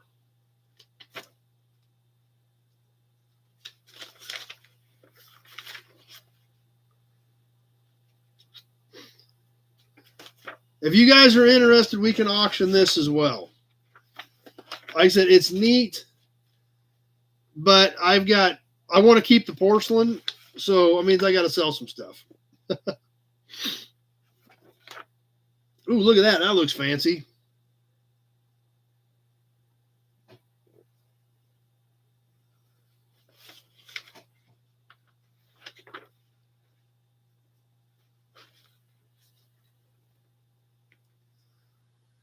So what do you guys think? Eric, 15. Do we have much interest in it? I know there's cool stuff in it. It is not extremely thick. There's over an inch worth of stuff in there. I don't know. There's not really a good way to count how much different stuff is in here. This is all this 1960 Olds, 1960 Chevy, 1960, 1961 Cadillac, 60 Olds, 61 Cadillac, 60 Olds, 61 Olds, 60 Chevy, 61 Chevy. Dennis, 25, or 20, excuse me. I saw the 15 and the 20 and took the 2 and the 5.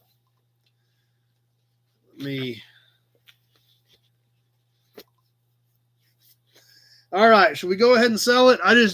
If you guys are interested, I just don't want to hold it up and not have anybody bid on it and not have any interest in it. So if we want to do her, we can do her. You guys tell me. Pete, 22. I guess nobody cares. We're just going to bid. All right, here we go. We're on the timer. A little bit of something and a lot of stuff. That's right.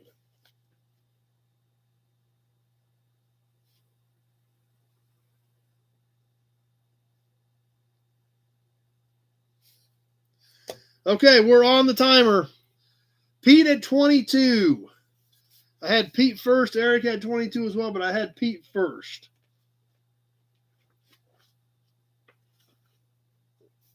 Ron, 25.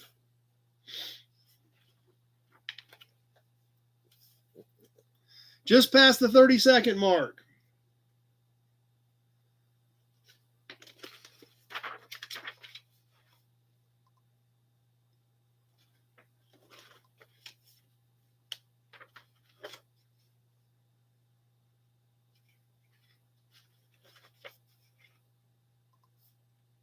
Check out those caddies. 1 minute gone. 30 seconds left to go. Ron at 25. Oh, come back here. What's going to happen? It's all been little small couple dollar bids. We're coming down towards the end. Where are we going to end up at? Ron at 25.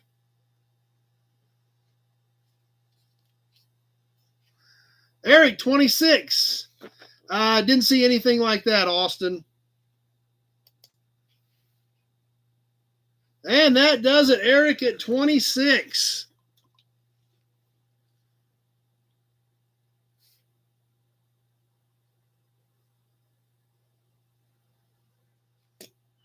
Tony had a 28. Too late. Add that to Eric's pile. All right. A lot of fun tonight, guys, on the auction stuff.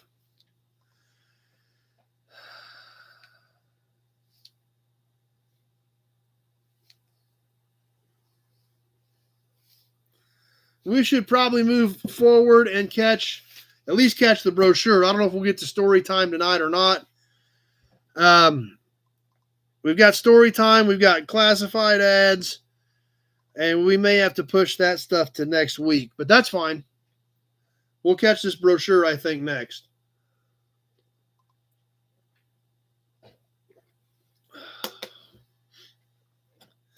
All right, guys. As we've been experiencing, and I use the word experiencing, I think that's the best way to put it. We are experiencing this sales literature collection. My friend Kerry has gathered this up his whole life. It was a lifelong passion of his.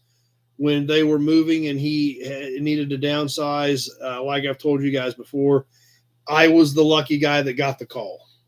And he gave me the opportunity, and I use those words in complete sincerity. He gave me the opportunity to buy it because it was an opportunity to add this to my collection. And And it's an opportunity that doesn't come up very often to add something of this magnitude, of this scope, and of this quality to my collection. So, I choose those words carefully because that's exactly how I feel about it. This was an opportunity that he allowed me to add this literature to my collection, thereby allowing me to share it with you. Which I'm very, very happy to do, because this is, like I said, this was one of his lifelong passions, was collecting this stuff. Tonight, we're going to look at a brochure that I didn't know was in there till last night. And, I know at some point, I keep saying we're going to run out of just wow stuff. I hope that is not anytime soon. But this tonight is another kind of one of those things. It's like, I've never seen it. Then I flipped the package over because these all come in these, envelopes. I flipped it over and was even more blown away. So tonight, something for our Ford fans.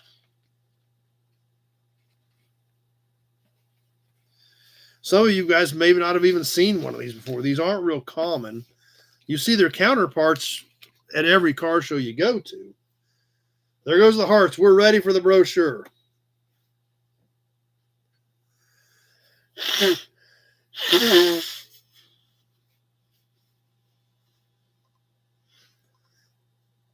Two completely new, and this is a deluxe brochure. This thing is 15 by 11. 15 by 11, big deluxe brochure, two completely new 1949 Lincolns. Check this thing out, guys.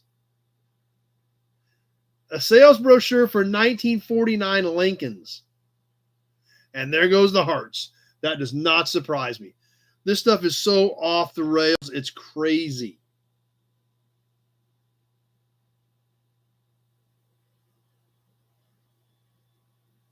Obviously, condition is excellent. Look at the back cover. This thing is clean. It's not torn up. I have not opened this yet. We're going to experience this together when I open it. I have not looked at it. However, I did make mention of something else. Now, obviously, the hearts are still flowing. There's hearts flowing. There's hearts in the comments. There's wows. And we're not done yet. Believe it or not, we haven't even gotten to the wow factor yet. Not only do we have a 1949 Lincoln Deluxe brochure, as I flip the package over,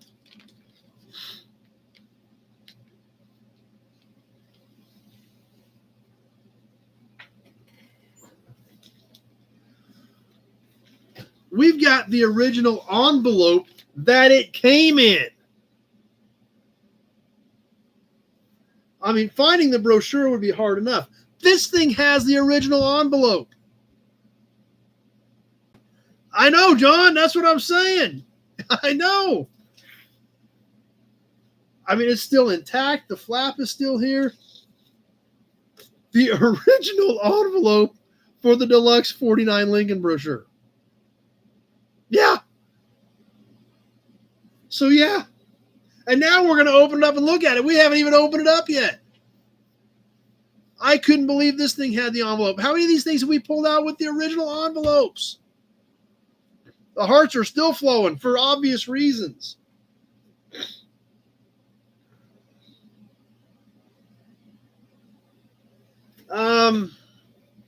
It doesn't look like it was ever supposed to be sticky. And a lot of these weren't. This did not have sticky on them. A lot of these just folded over, probably so they didn't snag the brochure when you took it out. These were typically handed out at the dealership. This in an envelope was probably handed to a very well-qualified Lincoln buyer, I'm guessing. These probably weren't just, this thing's 15 by 11. This is big. This is not, this pile's getting to be a problem. Yeah, that could be true. Big job. These were probably not just laying out on the rack with the small, smaller brochures that gave some of the basics. This thing is 15 by 11 in an envelope that is clearly marked. These were probably that's right. It's not even that yellowed.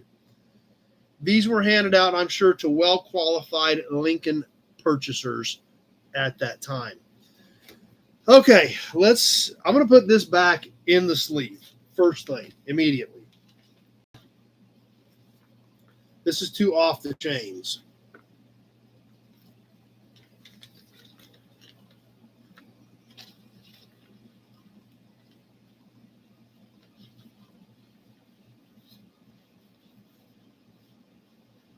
Okay, there we go. We're back protected.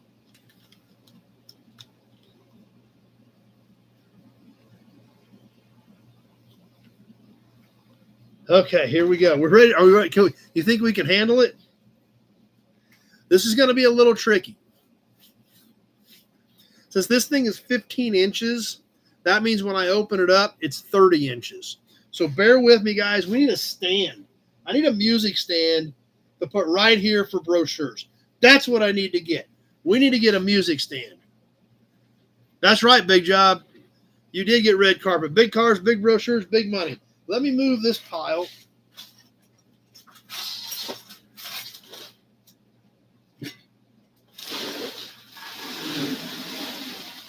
All right, there we go. Got a little bit of room there.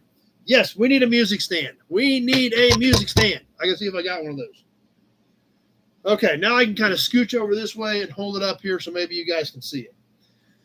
All right, we're going to open it.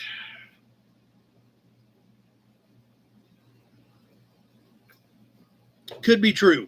Big Job.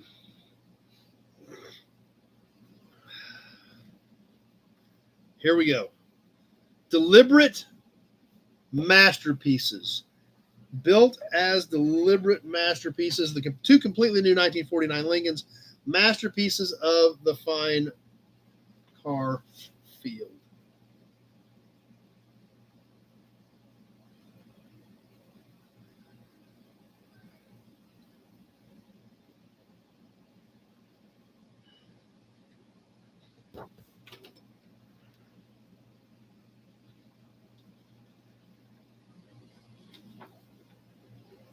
The Sport Sedan.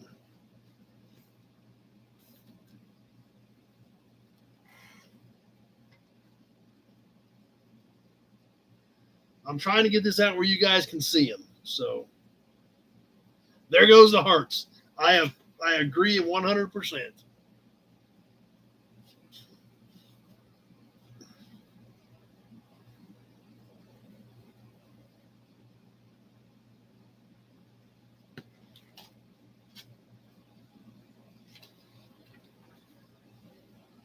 The 6-passenger coupe.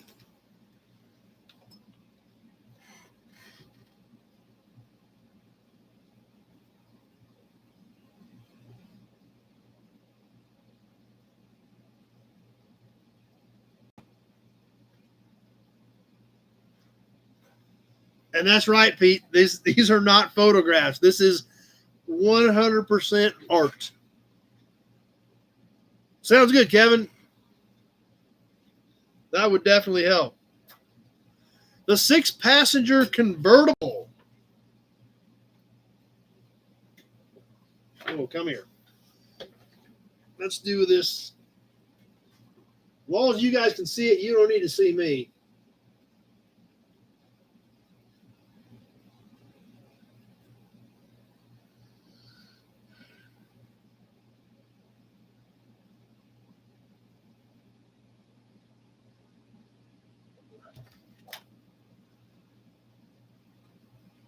Oh, yeah, no kidding, Big Job.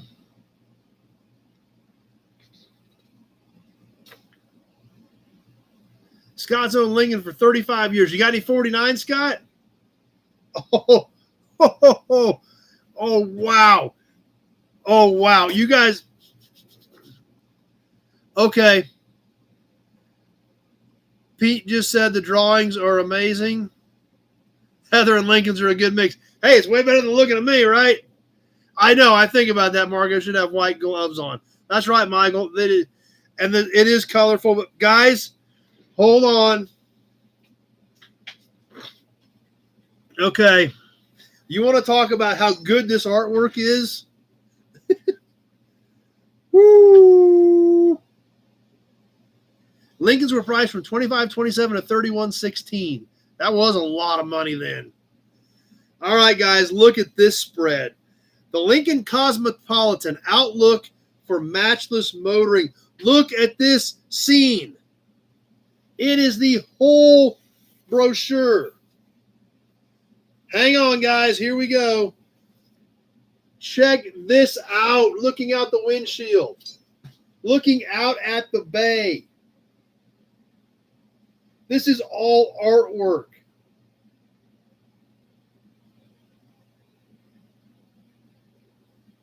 I know, Pete. This is art. Somebody drew and painted this.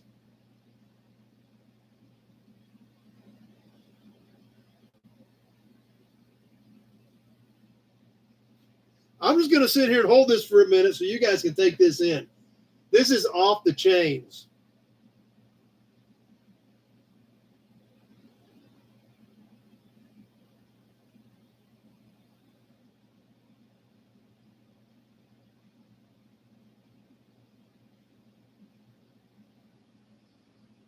Whew. Oh. Yeah, this is crazy stuff. Did you guys see the hood ornament?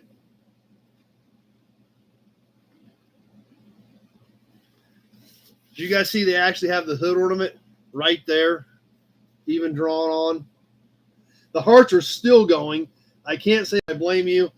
It is like a river of hearts. This is well deserved. Never cared for the 49 to 52s, but the 49 to 51 Mercs, exactly, yeah. Obviously, these cars are completely overshadowed by the 49 to 51 Mercs, but this brochure is amazing. Holy cow. You know what, John? That's true completely.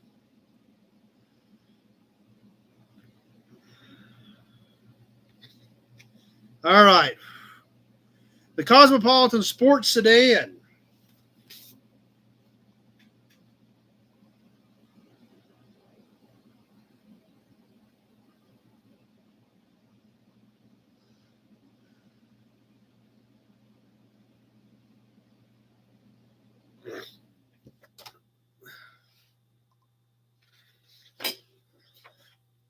The Cosmopolitan Town Sedan. Completely different roof line on these Cosmopolitans compared to the other ones. You're going to have a couple of these. Whew, we need a couple of these after looking at this.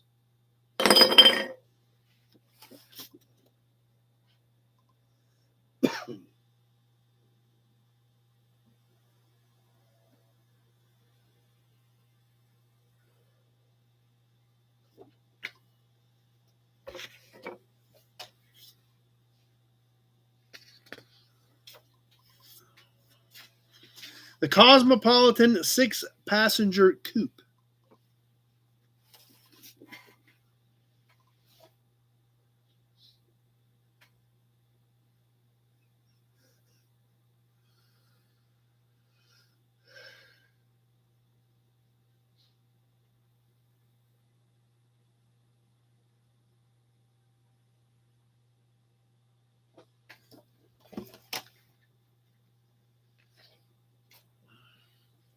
The Cosmopolitan convertible.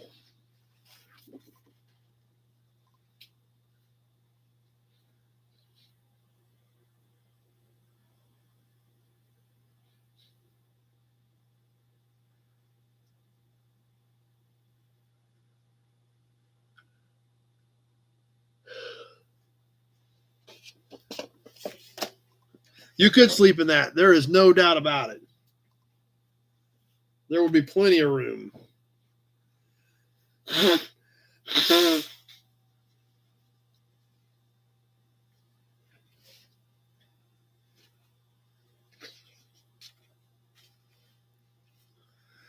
New, perfection of detail, fashioned for extra elegance. And the Touch-O-Matic Overdrive for economy and glide ride smoothness.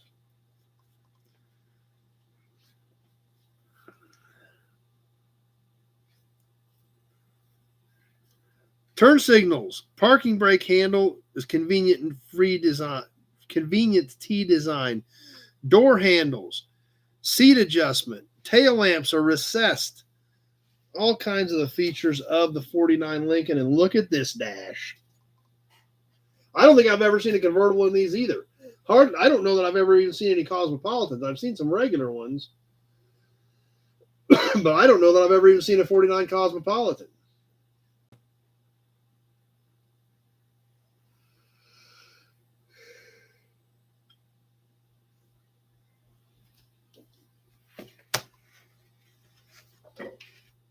There is probably a lot of truth to that statement, Big Job. I do have, I don't know if there's a Tucker brochure in this deal or not. I do have some Tucker literature, Scott. I've got 2 or 3 issues of Tucker Topics, and I do believe I've got a Tucker brochure. I believe I've got a small fold-out Tucker brochure. I've got a Tucker radio, and then the pinnacle of my Tucker collection, Scott. And I don't remember if you've seen this video or not. I do have a video of it on YouTube. I do have an original Tucker silk showroom banner. So it is on YouTube, Scott. We can get it out sometime if you want to see it. But the showroom banner is definitely the pinnacle of my Tucker collection.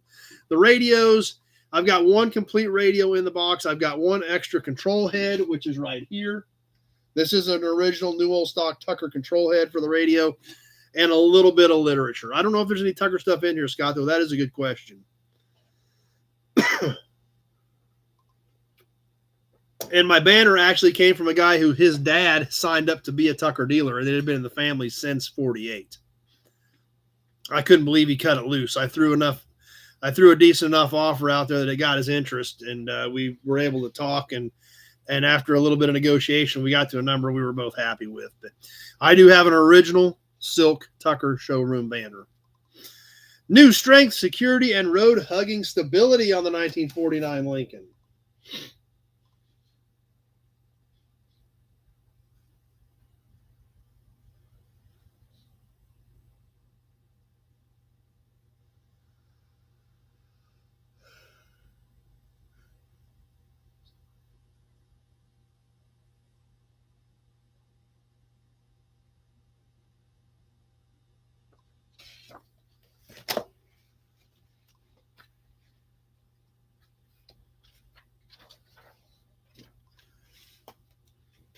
Eager, responsive power and a satin smooth flow. This looks like, I don't know if this is true or not, or if anybody knows for sure, this looks like they had aluminum heads on the Lincoln flatheads. Any of you Ford guys know if they actually had aluminum heads on these Lincolns? Factory?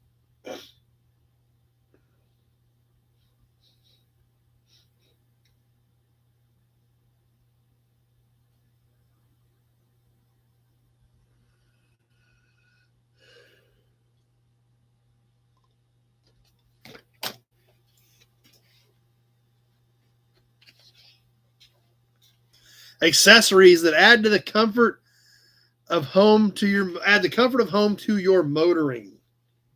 Let's see what we've got here. This is literally kind of crazy. We're talking about a Lincoln. I would agree, Mark. This is some good stuff. This is some quality stuff. I've seen 3 Tuckers. I've only seen 1. We are going to get to Speedway. I'd like to see the one Speedway has. I've only seen 1 in my life. But yeah, we do have some real deal Tucker stuff. So, and this was just laying around. That's why I thought I'd stick it up there. The complete one in the box is over there on the shelf. You get a radio, a heater, seat covers, lap robe, windshield washers, outside rear view mirror, a backup light. Yes, these were all accessories on a Lincoln.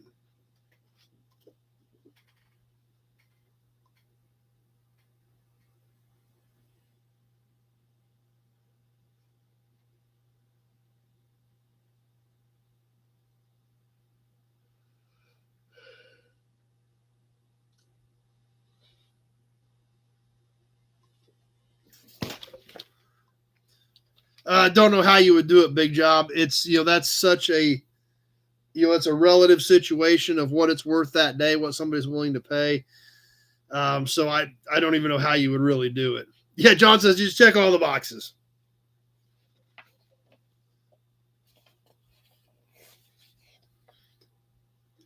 Sight, size, and strength to spare. Color harmonies of luxurious distinction.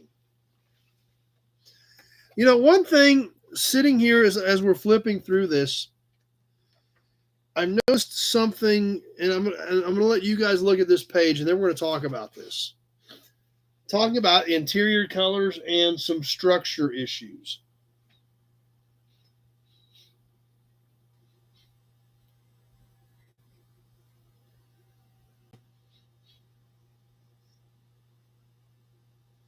One thing that I have noticed about this particular brochure, and maybe we'll see it more as we get into some of these. One thing that kind of surprises me, look at all the white on this page right here.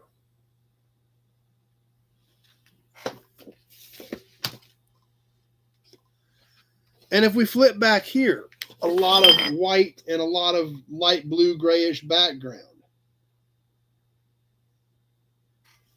This brochure was laid out from what I'm seeing, and I want your guys' opinion on this as we go through the next few pages and see if it continues.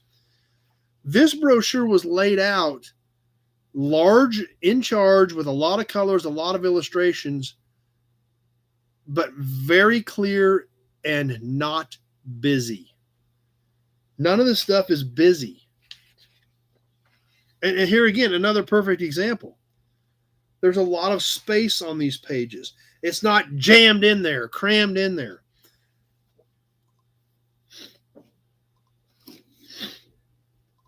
There's a lot of space on these pages to really take it in and study it and look at it.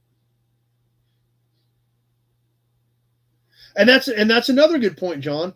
It draws your eye to here and here.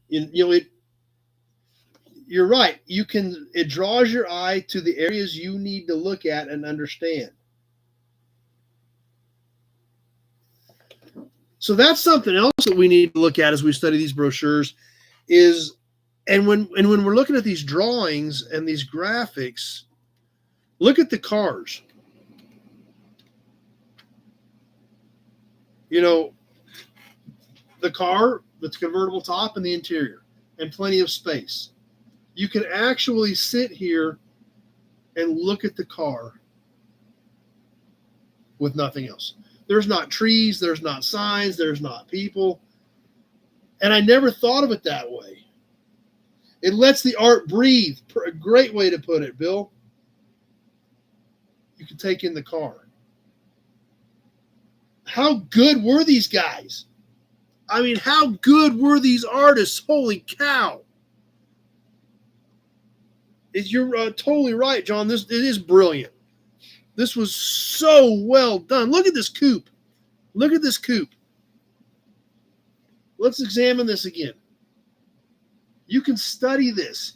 It takes you in. You can examine the lines of the cars. There's nothing distracting from it. There's no weird lighting. The lighting is all drawn in to the artwork.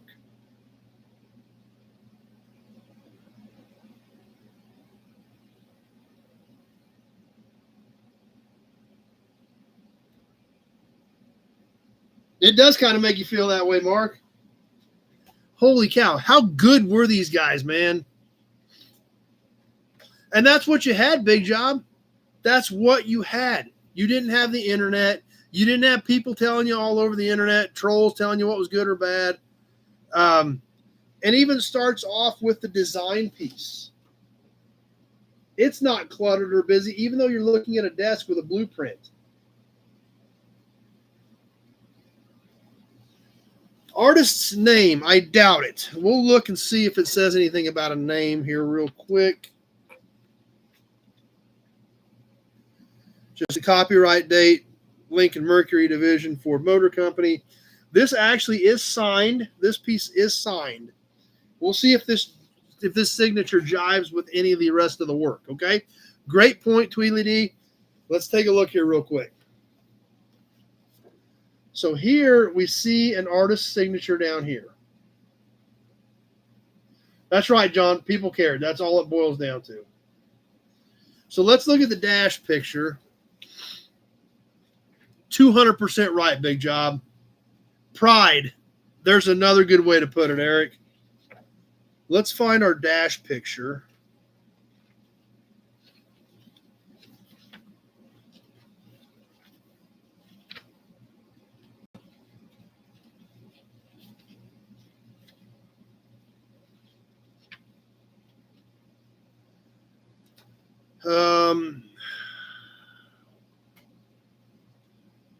I see nothing signature-wise anywhere on here.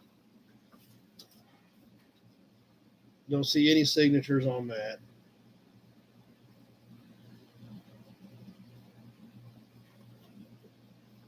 We'll check out some of the individual drawings. These were probably just staff artists. One guy, they probably said, draw the Cosmopolitan Town sedan in blue. And that's probably what that guy did.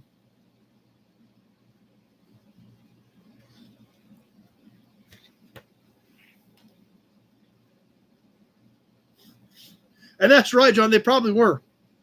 Draw this one. And that's what they did.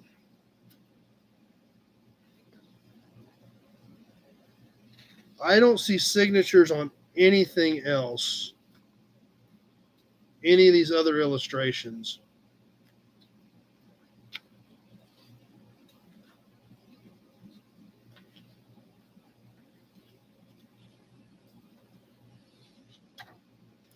No, that looks like the only one. Let's see.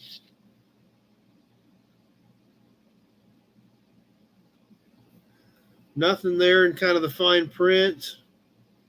No, I think these were probably just, they probably had a staff of illustrators, and that was their job. That's what they did. There was probably a handful of people that did this and put it together.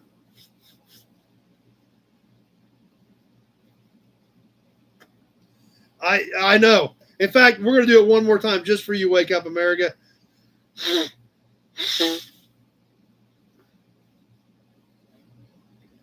We'll take out the dash one more time just because it's wow. Here it is. And then we're going to go ahead and get things ready to wrap up tonight.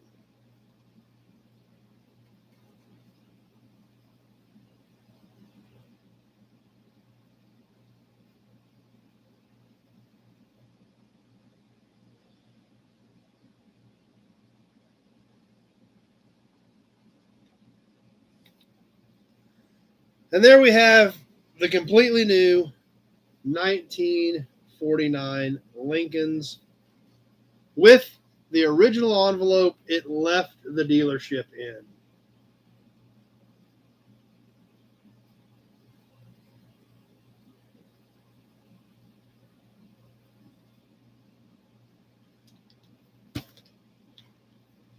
Whew, guys. I don't, and I probably should apologize. I get a little excited about these brochures, but man, it is so good. This stuff is so good. And when I reiterate the fact that Kerry gave me the opportunity to purchase this collection from him, and you can see why.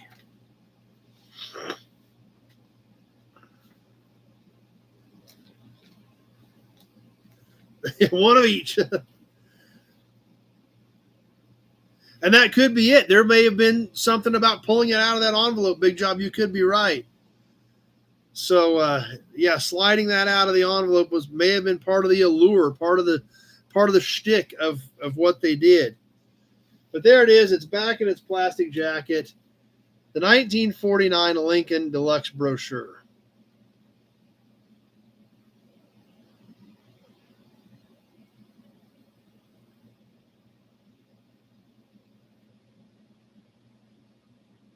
Yep, exactly. 200%, John. You doing all right there, Mark? That's true also, Eric. So glad you guys liked it. Like I said, guys, at some point we'll get to more common stuff, because there is common stuff in this collection. Don't get me wrong. But, man, some of this stuff is just absolutely mind-blowing. Whew. All right, guys. I guess we'll go ahead and get ready to wrap up tonight. We'll have to save the classified ads and story time for next week that I've got ready. But had a blast tonight. And, appreciate you guys swinging by, hanging out, making this what it is. More cool stuff coming up this week. We'll throw that bonus video up on the signs tomorrow night. We'll do Toy Tuesday live as usual. We'll have some more new content up Wednesday and Friday as well. Thanks, Pete. Appreciate it. Glad to see some more of you guys jumping into the No Buddies group that Andy and Zach take care of for us. And, wow, fun night tonight. Oh, slide one in right here at the end. Boom. Eric hitting us with a super chat right at the end. Thanks, Eric. Shout out to Eric for one more supercharged super chat of the evening. Poof, right there.